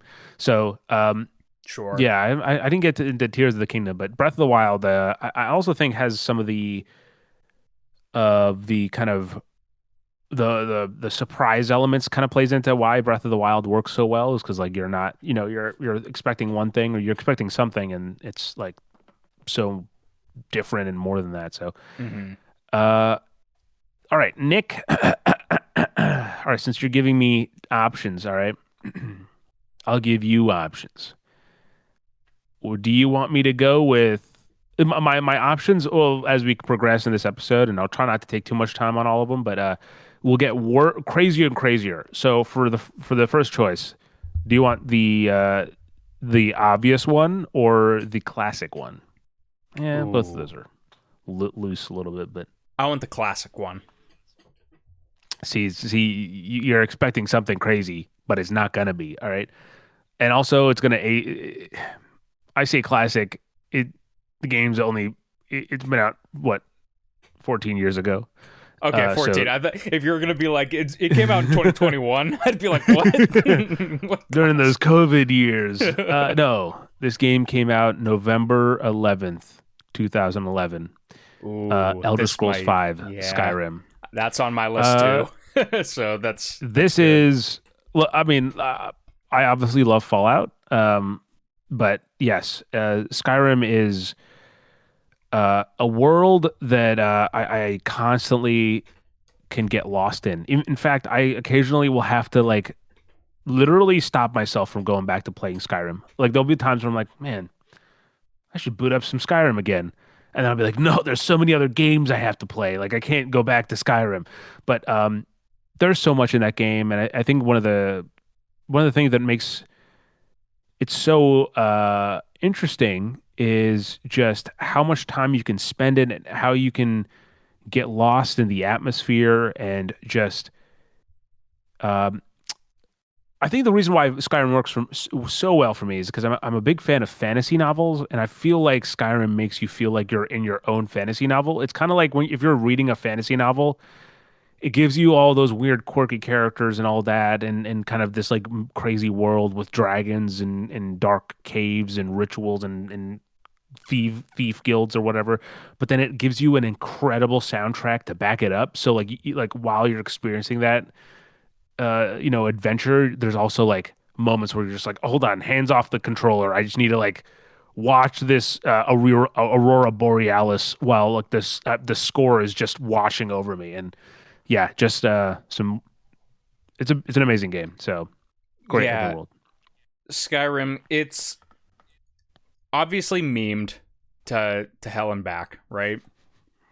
I think that there is, and it might sound a bit obvious because obviously it's like one of the best selling, open world games ever, right?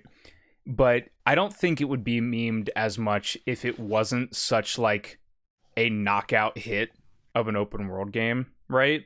Like it's Hmm. we talked about it a little bit with New Vegas and Arkham City too. It's kind of the whole package. Like you mentioned, the music is such a huge component of this game.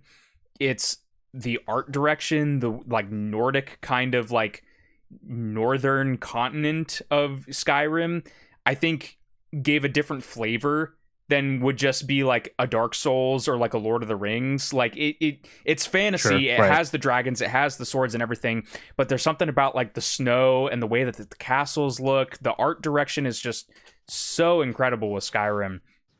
And then even down to the game design. I mean, it's Bethesda game design, but like I think even when we talked about Elden Ring, like I was drawing comparisons to Skyrim with like some of the little like the way Sure. that either stuff catches your eye on the distance, the way that like the tombs are kind of structured around, like it's a massively influential game, I think, for games outside of open world games and open world games itself. I feel like there's a reason that people like us keep bringing up Skyrim, and that it's like it is one of the prototypical open world games. Like when you say give me the top 5 best open world games, I feel like there's a lot of people that will throw Skyrim out there for that. So memes and all. Yeah.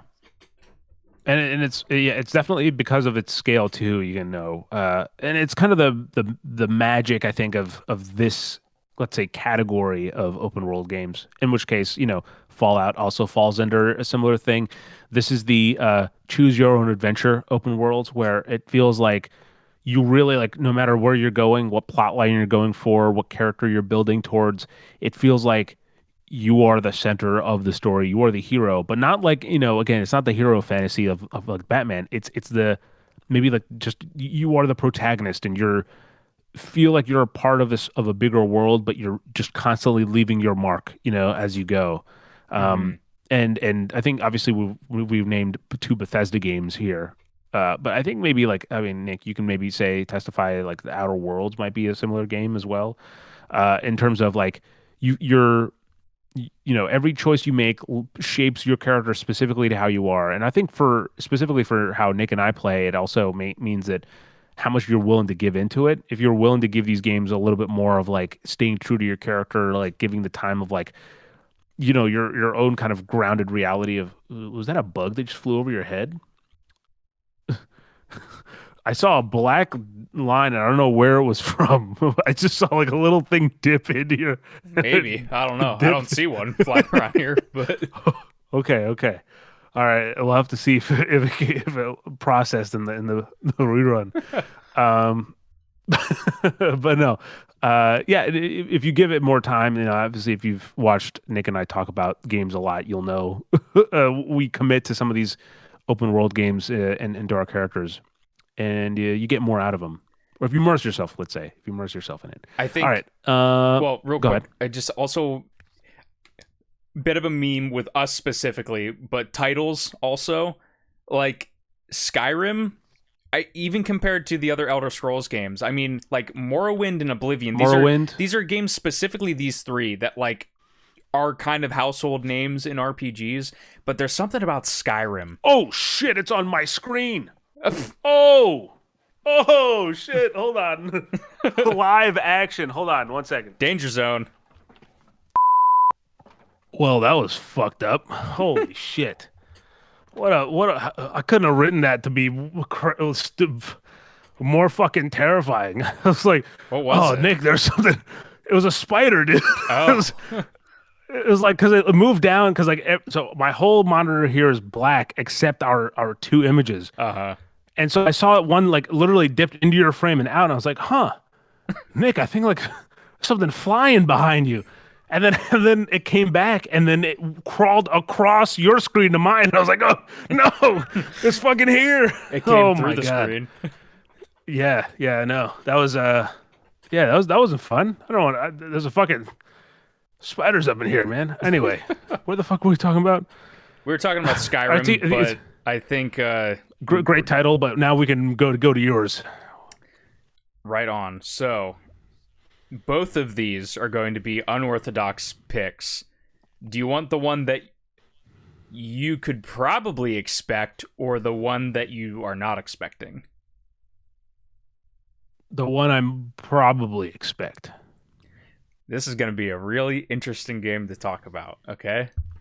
The game that I have selected for this one is Tony Hawk's Project 8. Fuck. Damn, okay. You might not think about Tony Hawk as an open world game. It's, very level based throughout much of its history. What's interesting is that the Xbox 360 version of this game specifically is open world. And it's the only open world one out of any other version. The PS3 game uses levels still. The older versions like PS2 and Wii and stuff like that, they are also more traditional levels and are just like built on an older engine. But the 360 version is an interconnected world that you can go from level to level with. Damn. It's kind of interesting because while, like I said, it's not it's not going to jump out at the top of most people's heads like, oh, my favorite open world game is Tony Hawk's Project 8. It does call into question a very interesting way of designing an open world, and that's what comes in between the levels, right? Because they still have like the defined levels. You start in suburbia, it's like a neighborhood kind of level, and after you do a couple of goals, you're able to unlock like the skate park that's behind it. You're able to unlock the town square that's, to the front of the suburbia. Right. But once you start unlocking these things, you then have to go through, they're not like transition areas, like it is like an openly connected thing, but it's like, there'll be like some streets here that guide your path down to the town, or it's just literally a fence to get to the skate park behind it. And like when you take the bird's eye view, you're like, yeah, it's the skate park level, it's the suburbia level. But removing the loading screens specifically between all of that just kind of gives it like, a completely different vibe. So like if you're playing on the PS3 or whatever, you're locked to the skate park to, get your highest combo or whatever. But now specifically with an open world version of this, now you can start to come up with, unique challenges specific to this game. So it's like, oh, start in the skate park and skate all the way to, the government building. See if you can do that in one combo. See if, you can rack up the highest score in each of these environments and like, do a manual combo from the top of the hill all the way to the bottom or whatever. So I think I wanted to talk about Tony Hawk. I wanted to talk about Project 8 specifically because I don't think it's the best game in the series. Are you aware of what the premise is for Project 8? No. Essentially, you're trying to get on Tony Hawk's MySpace top 8. It's not called MySpace in the game, obviously. It's it's his Project 8. Sure. But you start at like rank 200 and you got to go and do like cool tricks and throw down at these spots to try to raise up the ranks. You get texted on Motorola flip phones and stuff like that. Hell yeah. It's got a vibe, right? It's got the Tony Hawk kind of DNA to it. But this was also the first time that they kind of upgraded the engine after American Wasteland and all that. So like the game feels a bit different. Like it definitely has that Tony Hawk feel, but the physics are just tweaked in that little way with like also the animations, how it's like the first kind of like designed for HD consoles kind of look. So it's like the character models look a bit rough here and there. The frame rate is not very good at all. And so like Really selling the package. I'm just being honest, like it's not like a great game. It's not even a really great Tony Hawk game, but Sure. it is an interesting open world take on Tony Hawk, which I think it still gives it relevancy and intrigue for people to play today. And also, not to mention, I haven't even traversing, an open world. The Tony Hawk games are some of the best traversal games ever. So to be able to do that in an open environment is really cool. All right, Nick. I have. So I'm trying to like throw some into like away for like after mentions because I want to make this interesting. So Arkham City and Skyrim so far. Do you want me to go with the um obvious one for me? Is that what I said last time? Was that the other option that I said last time? I'm not sure. Um the guaranteed pick, the obvious pick, the guaranteed pick or the obvious pick. I'll say that. Like the three obvious pick or the general obvious pick. Let's go with that one. The three Three obvious pick. general obvious. You fucking ready for it? So my pick is Far Cry 3, 4, 5, 6. 3?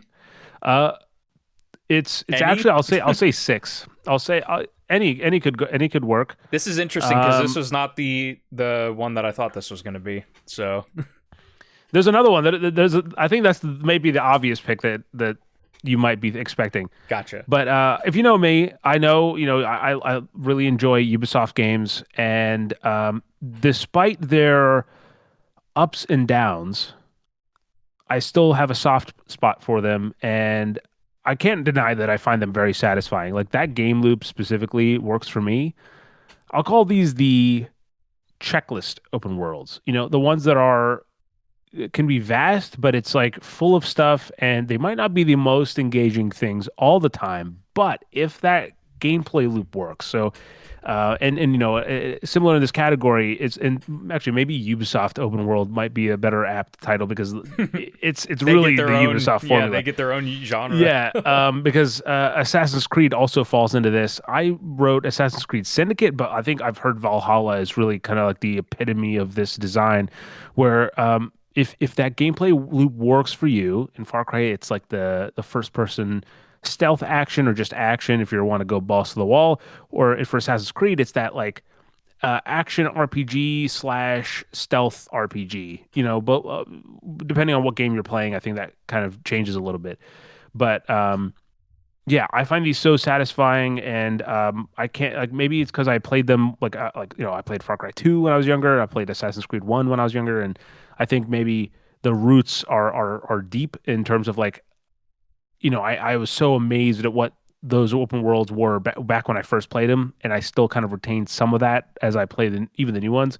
Far Cry 6 specifically I mentioned because I really enjoy Far Cry 3. I really enjoy Far Cry 4 and 5. 5 I played a lot, like the whole thing in co-op, and it really adds to the kind of experience of that for sure. But no, but I think that Far Cry 6, and it's one that I actually want to revisit in co-op because I played it all solo, and I really think that is an underappreciated game because it's so easy to dunk on Far Cry that it's just like, hey, if you want a nice open world that for me on my PlayStation 5 ran well, looked awesome, and just kind of lets you explore and get around, and it's just a world to get kind of lost into, maybe not like a deep and kind of like moving way as maybe Skyrim will, like where your character feels so significant, but it's still just fun at the surface level. So Far Cry and Assassin's Creed. There you go. I've played Far Cry 3, 4, and 5, but have missed 6. And Nick, co-op. I need a partner. I feel pretty bad about it because like I did think it looked cool in the lead up, but Far Cry 5 burned me so bad where I think it kind of Damn. has like it's interesting that you played it in co-op because I played it solo and I felt like it had like one of those kind of open worlds where it's like really vast but like not very interesting. There wasn't many like Sure. focal points that like I wanted to go to explore, and then whenever you would explore, it's like, you know, kind of the whole rigmarole of, you know, outpost, factory, you know, the kind of standard open world stuff that you come across. But like 6 definitely art direction wise and I think character wise looked a lot more interesting than 5, so I'm sure I would like it whenever I get around to it. Maybe it is when we do co-op or something. You take some more like I definitely think Far Cry and Assassin's Creed are games that you shouldn't binge. So like you can binge a specific game, you know, like within like, you know, you can play all Far Cry 3 or all of Assassin's Creed Unity or whatever. But it's like don't go back to back to back. So if you've had enough of a time away from Far Cry, like, you know, you can go back and, you know, appreciate it to a degree that's not like, oh man, this again. It little, you know, that bar that inevitably fills up for people Mhm. at different rates will fill up a lot, you know, slower than if you're going, all right, Far Cry 5's done, time for 6. Right.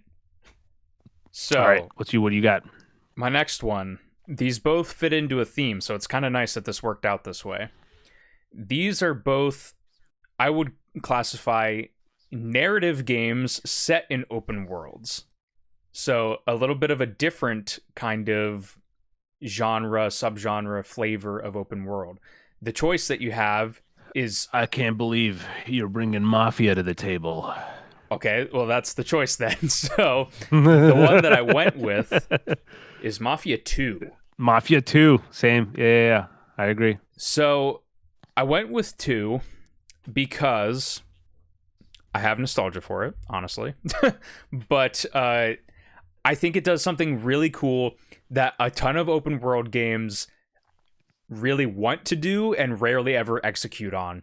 And it's a time jump and having the world reflect that. I remember specifically when it goes from like the 1940s, you know, in Mafia 2, the advertising, the radio, everything about it has that sound and that look. And then you go a couple more years into the 50s, the cars start looking different, the ads start looking different, the architecture starts looking different. It's such a well realized like play space that on top of it has the thing of like, oh, we're just gonna change everything. Mafia 1 does this a little bit too, but I think the time jump is a little bit smaller and the technological progress and artistic progress isn't quite as stark as what I remember happening in Mafia 2. And I think it was between Mafia 1 or Mafia 2 for this for me. I knew I was bringing one of them. And I just think that Mafia 2 nails the tone a bit better. Mafia 1 definitely has a really unique tone, that like sort of Prohibition era Mafia. But like, I think maybe what I'm trying to get at here is that Mafia 1, it feels more like just set dressing, whereas Mafia 2, it feels like it has more of like a role in the narrative. Like you go down to the docks and like you get to know that area early on with Vito. You know, get to really know his apartment and kind of the back streets and everything like that. And then whenever they take you out of the city to, you know, the suburbs, or whenever there's like the prison arc or whatever, like it really kind of has like an emotional attachment. Like let's use the prison arc for an example. You go to that prison for an entire chunk of time, and then it kind of feels like, you know, you have a certain feeling when you come out of prison and return back after all that time. So I think it's got an emotional aspect to it. I love the time jump element where it like changes the world in a very tangible and like in front of your face kind of way. And also, we haven't, surprisingly, it's taken us this long to get to this point, but we haven't even really gotten to any examples where it's like your main mode of going around is cars. And, you know, a lot of the time Mafia, at least in this era, was kind of considered like another GTA clone. And so you have all these different classic cars and taxis and things that you can use to drive around. And unlike GTA, which a lot of people wish Mafia would kind of recapture this kind of era of game design, they would have like, speeding tickets that you could get if you were going too fast. So you also have to factor in your gameplay into the world around you. And like, if there's police that are on the street corner, like you kind of got to watch out for that. So I think it's interesting from a mechanic standpoint and from an art standpoint. And that's what kind of put it over the top for me. I think that to make sure we're condensing this list, I'll just start like as we categorize them. I'll just start listing ones into the groups to make it easier. So I'll go back and say for Ubisoft, my Ubisoft open worlds, I said Far Cry, I said Assassin's Creed, but I'll also mention two Tom Clancy games, the Division 2.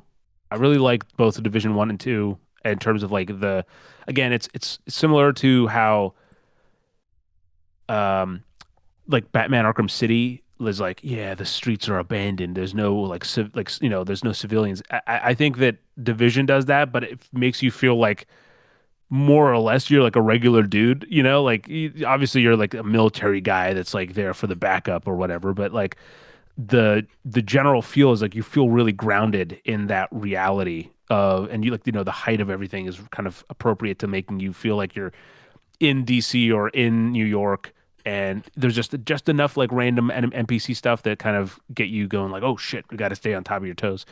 And Wildlands, I've only played it in co-op, but man, that's a fun open world, like a freaking large map. And I feel like it would be a chore to get around if it was single player, unless you're like playing with like realism mode where it's like you can get super tactical with it. But in co-op, fucking around on that map is so much fun. Just like getting a car or a helicopter and just like like setting weird challenges for yourself. For like first one there is a loser, or sorry, last one there is a loser. First one there is a loser would be a good one too. But those kind of things that I think Wildlands really opens itself up well to. So yeah, Division 2 and go Wildlands in there. And then for your topic, so Mafia 2 is all mine. But specifically for the category of like narrative open worlds, this is a weird one that I'll throw in there. It's Sherlock Holmes Chapter 1. I don't actually remember. Yeah, I knew it'd get an eyebrow raise. So I'll say this. So I did not like this game when I first played it. We got a review code, and I played it initially right before I was going on vacation or something. It's from Frogware, by the way. And I was like, oh man, that just wasn't interesting. Like, it didn't work for me for some reason.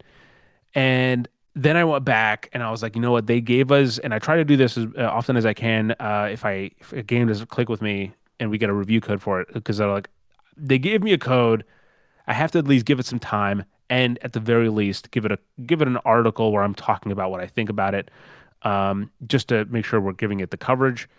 And then I went back to it, and man, I was so surprised by how intrigued and hooked I was by this game. I'm not saying it's one of my favorites or anything like that, but it's one that like as time goes by, and I kind of think about specifically this game, certain moments of it really kind of stick out well for me. But so the reason why it's such a weird game though, and but by the way, to give you an idea, it's on my list, but I gave it a 6 when I reviewed it for the website. I wanted you to understand that. But it's specifically the open world for this that I find interesting, because it's not one of those games where you can open the mini map and it just says like, oh yeah, go here for the location. Mm-hmm. It gives you clues, and like Sherlock Holmes, you have to put things together and decide for yourself. When characters give directions, they'll be like, oh yeah, it's by the bunker over there, or like it's by the flagpole, it's to the right of the flagpole, or it's in the courtyard across from this, and you just have to like put that together and kind of navigate to it. And it's more rewarding. It's more frustrating to get to, but it's more rewarding, and I feel like you understand the map in a different way than if you were just like, and similar to what you were saying about like, going to like the apartment in Mafia 2. but there's a certain point where like, oh yeah, like I know how to get there. I don't need like directions or whatever. I can just get I know how to get navigate this kind of pretty small city. Um, and yeah, it's similar like here, you get used to certain areas a lot better and or a lot faster, then in hindsight, as you kind of revisit, you're like, oh, I remember that spot of that part of the map or whatnot. So there you go. Narrative open worlds. I don't think I have. Oh man, it's fucked up how many Ubisoft games I have on here. Watch Dogs 2 is another one. I'll throw that in for the last category. So there you go. Uh, Nick. Oh, it's my turn. Nick, do you want a the obvious pick that you're going for? There's actually three left. Four off. Okay, never mind. I'll just do two. The obvious pick that I think you were trying to say earlier, or the fucking outrageous pick. I want to use a similar philosophy to before. I'm curious about the outrageous one, but I want to go with the obvious one. The obvious one, if you've read my reviews, if you've listened to the podcast, you should know that I have a very, very fond feeling for this game. It is Cyberpunk 2077, and I am, of course, talking about Night City. This is, I think, one of the best open worlds ever created in a video game. Night City is just like it's so ambitious, and I think it's that same ambition that drove it so far down when it first came out. It ran like a mess. Just did not work as it was supposed to at launch because of how ambitious it was. But just like No Man's Sky, it's a game that over time has developed and updated, and it's kind of delivered on that initial promise in a crazy way. And revisiting Cyberpunk 2077 as a game that is now kind of fully finished is, and as Nick had just recently visited, it is, or like I guess over a year now, so not recently, but man, Night City is just stunning. And one of the things that I do in that game that I rarely do in any other games, occasionally in Bethesda games I'll do it, mainly like Fallout or Skyrim or Elder Scrolls I should say, is the idea of like I'll just go up to like a place and I'll watch. I'll just like sit there and I'll like it's one of those things where seeing nooks and crannies of a world like that is so interesting to me. Like I find the back alleys, it sounds so weird, but I find the back alleys and stuff of Night City so fascinating because it's that's where the game feels the most lived in and real. And I think few games have given the pure uh like fantasy of living in a different place, like you can feel I need to stop saying the word like. I don't like it builds this fantasy of you are this character that you've created and you can explore it and live out your wildest dreams to a degree in Night City, and it's so cyberpunk. It's so fit, like everything about that city is designed to fit that genre and medium. And yeah, it's just I can't say enough about Night City. Yeah, the two things that stand out to me about Cyberpunk are art direction and scale. So the art direction, I really like. It might be like a weird thing to point out, but I really like the roads in Cyberpunk specifically in the city, because there's bridges, and the way that roads are laid out, it feels feasible. Like you would find a place that is like this, but then you look at it and it's like the lane markers and like there's specifically like a bridge that has like an overhang or something on it that I'm remembering, where it's like it just something about it. It's just like it's realistic, but it's like I could see why, in 20, 30 years, some architect or planner might build something like this. I love the holographic advertisements that are like coming off the one skyscraper. That's always like one kind of just iconic element of the city's look that I think really kind of lends itself well into the overall setting. And also the scale. I think Night City is a very realistically scaled city.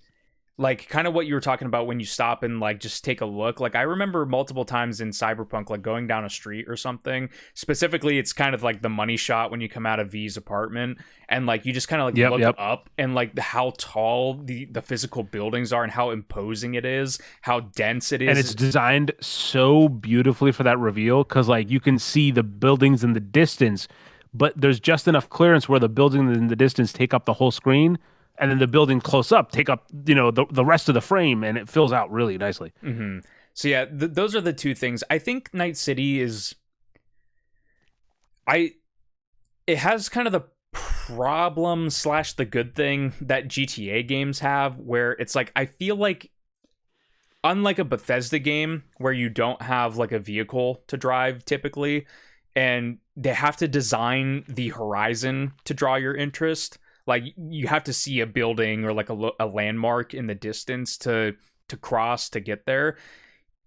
GTA and like I'll say like something like GTA 4 where it's set in like Liberty City or New York City, and Cyberpunk, it's less easy to get around or like find landmarks. They have landmarks, but like a lot of it's like I feel like, at least for me, I rely on like minimap traversal and like being like, okay, which street do I have to turn down here? Like there's, it's gridlocked, so like it looks the same streets for like 8 miles down here, right? Sure. So like it's a bit more challenging, I think, to navigate in these cities, but at the same time, what you give up from having like a horizon in front of you to guide the exploration, you get in a more grounded feeling, I think. Yeah, and I think part of that is also the like where I think Cyberpunk makes sense for that to happen is that it is inherently baked into the world that it's like a corporate, megalord ruled or the corporate megalords rule the world. And so it's sort of like the thing of like, yeah, like human life, things aren't always designed for human like use. It's more so like, yeah, fuck, our business we could use this new building here, or like we know like whatever, and they'll just like, yeah, fuck it, yeah, well, clearance, who cares about clearance, let's just keep stacking that shit up. And yeah, there's something to that I think works in Night City's favor. But again, I haven't played Liberty City, so maybe I'll revisit that. It's another thing like with GTA games, I'm like, oh, I want to play GTA games, but like where do I start? Some people say 3. Some people, sort of like, oh, just go to Liberty City, or some people like, go to GTA 4 or not GTA 5. And so, yeah, it's Hmm. we'll see. We'll see. I have yet to play a GTA. Maybe 6 will be that Uh, one. can you imagine? That's my like. I feel like I couldn't go back to any of the other ones if I played GTA 6 first. You But definitely anyway, could. If 6 follows in the footsteps of the legacy, like it'll mhm. feel its own. So you'll definitely be able to go back to other ones. I am going to make the Back to pick you. on this one. This is Okay. the other option for the narrative set in an open world game, so I might not have as much to say on it. But this is also the oldest game that I've grabbed, and that is Shadow of the Colossus. Whoa, shit. Um, Again, kind of like Tony Hawk, not something that I think most people would think of when you say open world games, but there's nothing really that says that it isn't, because basically you're plopped in this temple at the beginning of the game, and the whole premise is you're going after these giant colossal beasts, and it kind of has like a bike wheel almost, presentation to it, where like you can go in any direction. There's these different regions in the world that each of these colossus kind of inhabit. You're at your, what's the word I'm looking for, at your pleasure, I guess. You can go in any At your direction you leisure. want. Yes, at your leisure. You can go in any direction that you want.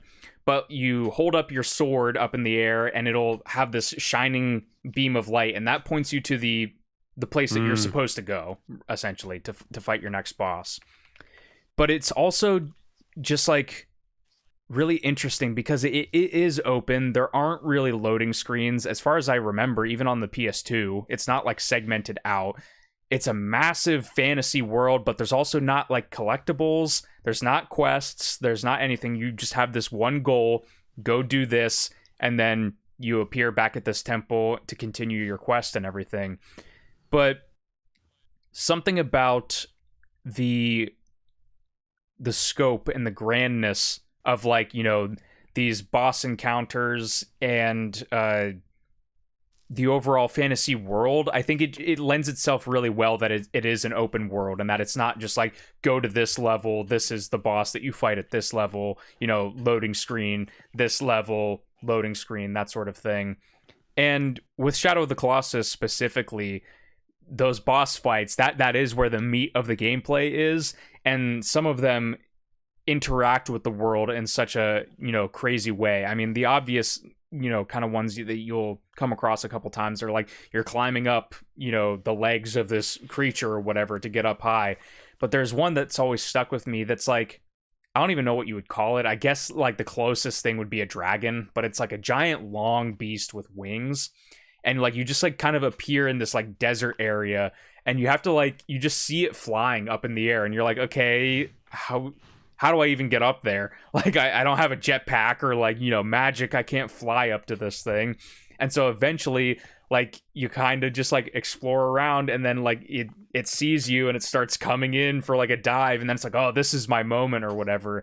And like, it can like skid against the ground when you do damage and stuff. It can like blast sand in your direction to knock you off your horse and stuff. So it, not only is it just like a setting for a fight, but the actual mechanics of the game and the fight kind of like bring the world into that also, which I think is really cool, and not a lot of games really do, outside of like, maybe like a rock slide in some games you'll get, Sure. or like your typical kind of like weather event sort of mechanics. I think Shadow of the Colossus is very unique in that boss fight to environmental storytelling to environmental interaction that's still even unique to this day. Yeah, that's one I haven't had the time to play, but I will throw in there. I don't know if it necessarily fits in the same way. Would you say that the game is um vast? Is it very big open world, or? I would say that it's not like, physically that vast, I don't think, but it definitely gives the impression of vastness.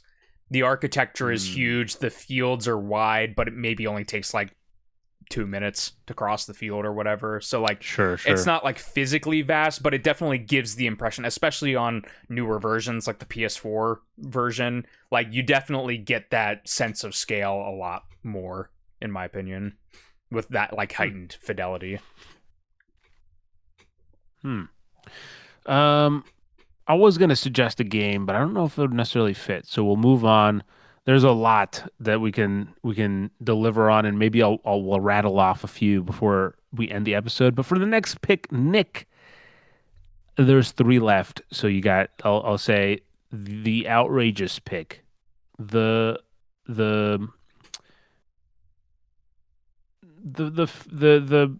the one that makes sense if you when I explain it, and because I'm not as good at coming up with these names as you, and then the fast pick. There you go. You teased me with the outrageous one. I gotta hear it now.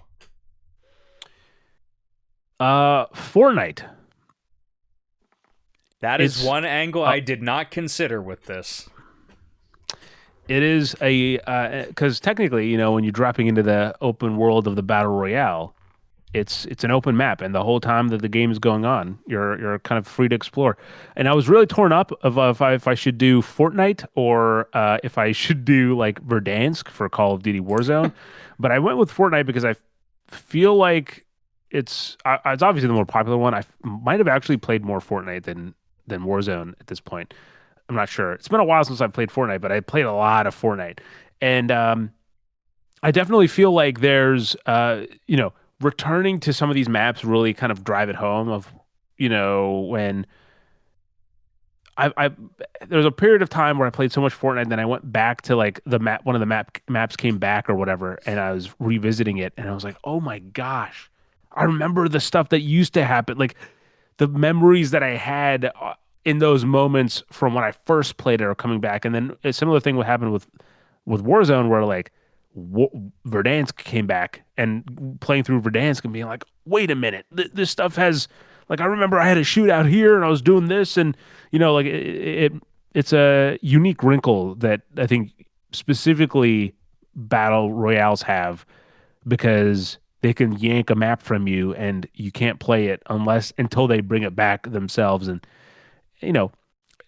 time is a unique dimension for those games. So Fortnite, battle royale game supply, but I'll say Fortnite specifically because I played the crap out of that thing.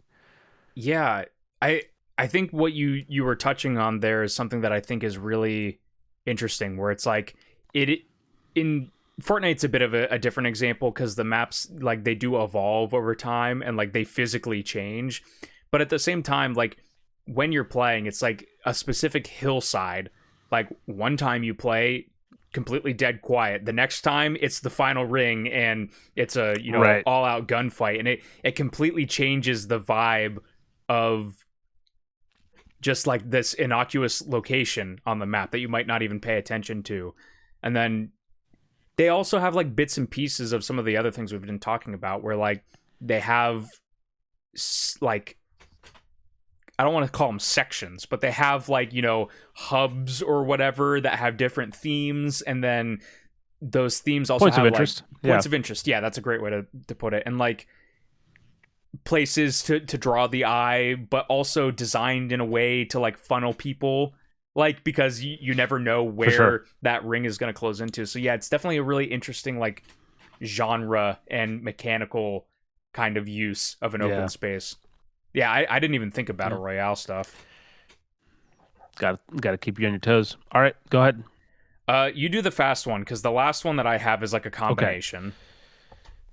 The fast one is Forza Horizon 5. I had to include a racing game in here, and I was debating what race, like Need for Speed game it'd be. But then I decided, you know what, Forza Horizon 5. I could have also gone with Forza Horizon 4. I think both of them are like just comparable. Like, they're so good that the only thing that's different for me is that it's a different location. Like Forza Horizon 5 is in Mexico, and I think 4 is in Australia. But man, these games are so much fun, and the Crew Motorfest also kind of adds on. But I didn't want to include another Ubisoft game on here. um, I feel like I'll be just chased off the internet. But yeah, it's such a good looking game, and it plays so smoothly. It's a whole lot of fun. Nick says all of that, but in much better words over on respawnstation.com, so you can read his review. But yeah, Forza Horizon 5. I also wanted to include a racing game, but I didn't have any Forza games, and the only like open world Need for Speed that I have is Unbound. And I was like, I don't really think I should include that. But my last one, I have two games here, but they are very much connected, and you probably are surprised that this didn't show up already, but that is Red Dead Redemption. Red Dead Redemption 2.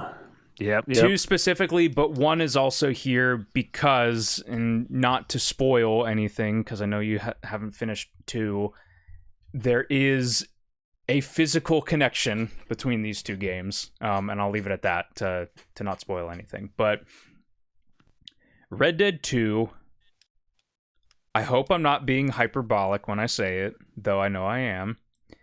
It might be in contention for the best open world game I've ever played. It has pretty much everything we've talked about to this point, except for maybe like the battle royale element of like an evolving map. Sure. It has the vistas with points of interest that draw your eye and really like beg you pretty much to be like, come look what's over here. It has a linear narrative. Like, you do have side quests that take you off the beaten path and whatnot, but the narrative will put you in a spot, and then you move to the next spot. You are doing like very linear missions. It is following a story that, like, again, it has these little branches that, like, you can go and explore, you can go get involved with this activity or this activity, but like the main narrative, like, it definitely takes you on a journey around this world. You get the emotional impacts not only from the story, which is incredibly well written, incredibly well realized characters, but you also get the kind of, again, I don't want to spoil it, but like you can re-explore older areas after certain events happen, and it has a very different tone and vibe to the first time you went through a given area, right? So it has the emotional aspects, traversal, riding on horseback. You can take, stagecoaches around. You can get in the back of a horse carriage. You can get on the train, because a train runs all the way around this map. It's so set in its era, and it, as one would expect from Rockstar Games, like, it is, the attention to detail is so crazy in these games that, like, even just walking down a random dirt road, you're like, whoa, like this looks like nothing else that I've ever played, right? And I remember playing it for the first time and talking with my, one of my good buddies that was also playing it, and I was like, this really is like, in every frame of this game looks like a painting. Like Sure. They've nailed the lighting, the color, the art direction. Just like anywhere you look in this game, it looks like the best game you've ever seen, in my opinion. Yeah. And this game is 7 years old now. Like, it still puts up competition compared to games coming out now. And yeah, like, it's basically everything that one could want out of an open world game. And I think it's why Rockstar Games is kind of like, they're the open world studio. Like, they nail just every single aspect of, what goes into making an interesting place to explore, making something that's like, you get lost in, but you get lost in the right way, like you were talking about earlier, where it's like you just get enveloped in the surrounding world. It's not like it's hard to navigate or like confusing, and if it is, it's usually like by design. So yeah, I could gush about Red Dead for another hour and a half. I won't, but I think the groundwork that was set in Red Dead 1 and that was expanded on with the new technology of Red Dead 2, I mean, it is in my top 5 games of all time, and I think it is easily a best of entire genre kind of game. Yeah. No, I mean, I've played, I think it says 7 hours of Red Dead 2 on my PlayStation, but I agree. It's kind of a marvel to kind of look at and kind of be like, hey, this shouldn't work. Like, this doesn't make sense how this is running and looking the way that it is, and it's certainly deceptive in that way. I again, something about, I feel like I'm cursed with Rockstar Games for different reasons, because I've not played a GTA game, and I've not finished Red Dead Redemption 2, which is kind of the, the big one that I want to play first before I even get to a GTA game. But no, I don't think a lot of people will be complaining about Red Dead 2 being on the list as a favorite. I feel like that's kind of a lot of people's. Probably along with, I think, like Ghost of Tsushima. I think nowadays would probably be up there for people. Maybe even like Marvel Spider-Man. It's obviously a different kind of flavor. Sure. I kind of debated it, but Ghost of Tsushima is definitely more in the Red Dead Redemption and Rockstar realm, I think, especially sure. comparing like the art direction and how like effortlessly like amazing looking it looks at like any area of the world Given you look moment, in. yeah. And dude, it's so frustrating because like it's literally just the fact that it's a Western that, like, for some, like, I've bounced off that genre so fast. Like, no matter how many, like, I've tried to read a Western book and I got 3 chapters in, like, it was like last month. Got 3 chapters in, I'm like, okay, well, time to read something else. And I was like, like, I don't know what's wrong with the genre, but I feel like there's got to be some Freudian technique that I have to use to analyze myself here. Hmm. But I did buy the No Man with No Name trilogy so that I could prepare myself when I'm ready for Red Dead 2. I just get the movies, and then in that kind of stride, I just go into Red Dead 2 again. Um, all right, so let's just quickly go through a few ones that I don't think I'll fully talk about for reasons I'll quickly explain. Uh, Games that I did not play that I feel like deserve a mention on this list because I've the taste that I've had by watching these games. I know that I'll enjoy them. Hogwarts Legacy, despite my not favor for Harry Potter, I feel like that just that realization of that world feels just like really cool.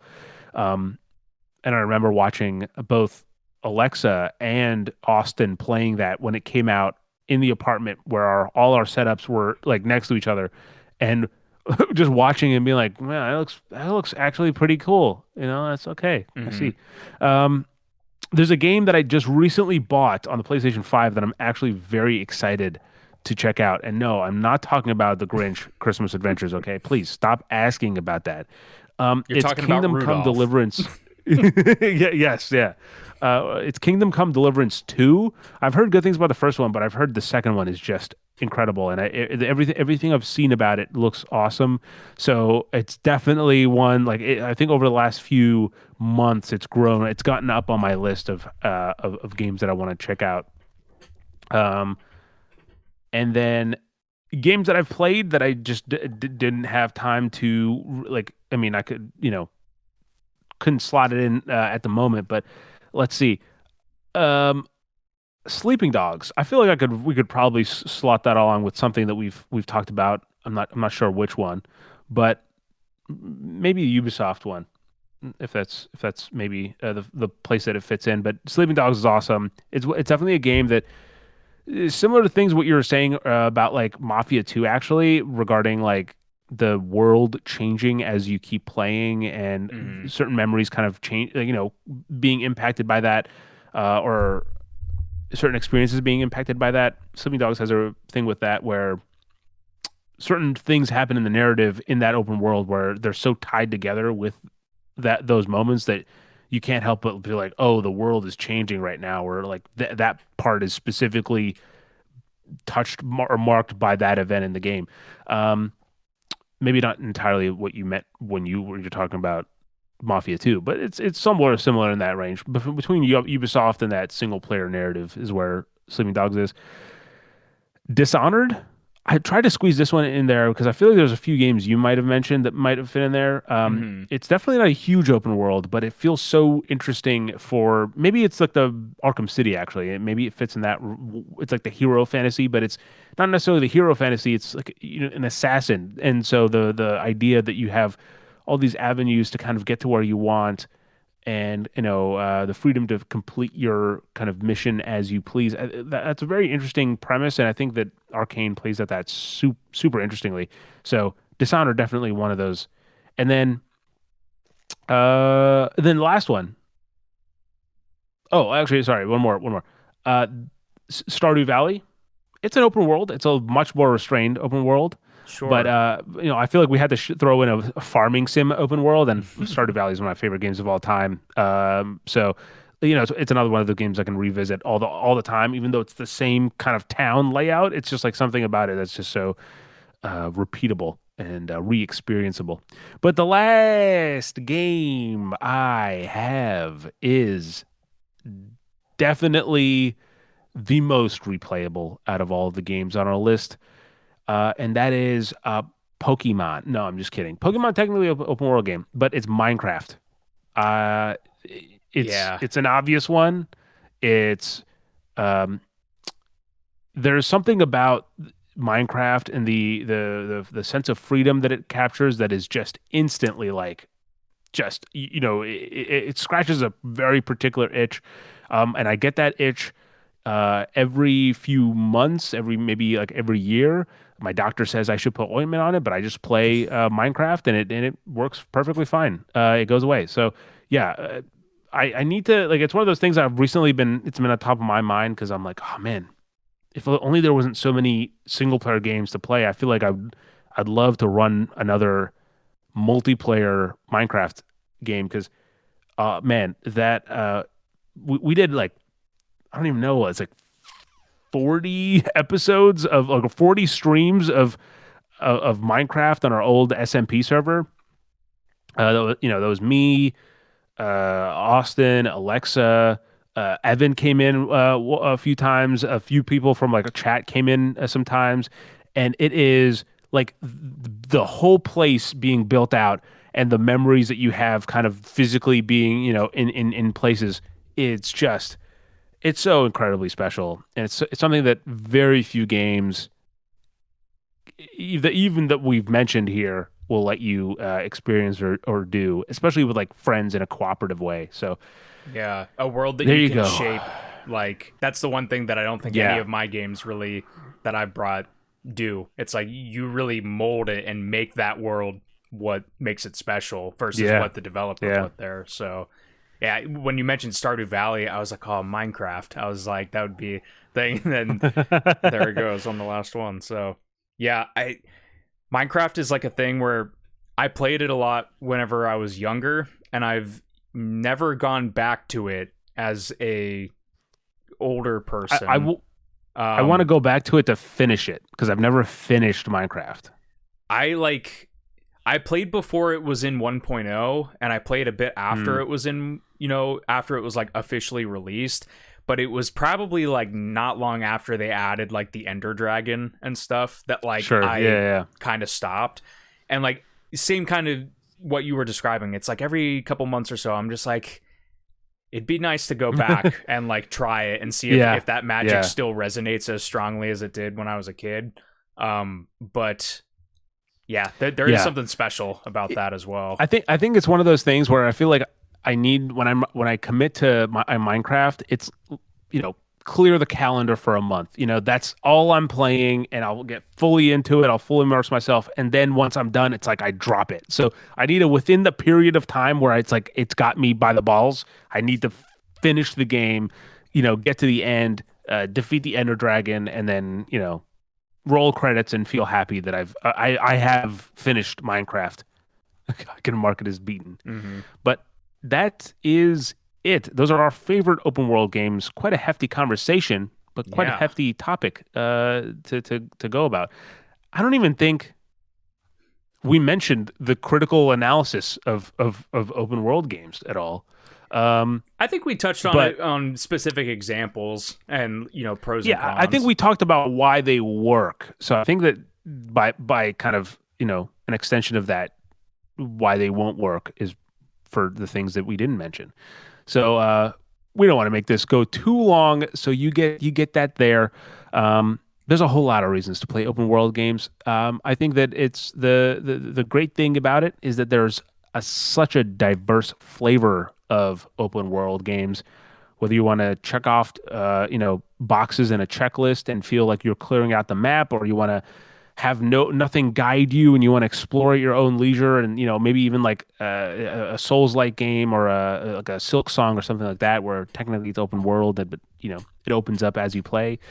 Um, there's a lot to experience. So as always, go play some video games. Thanks for watching, and until next time, as always, have a good night, a good morning, and a damn good time.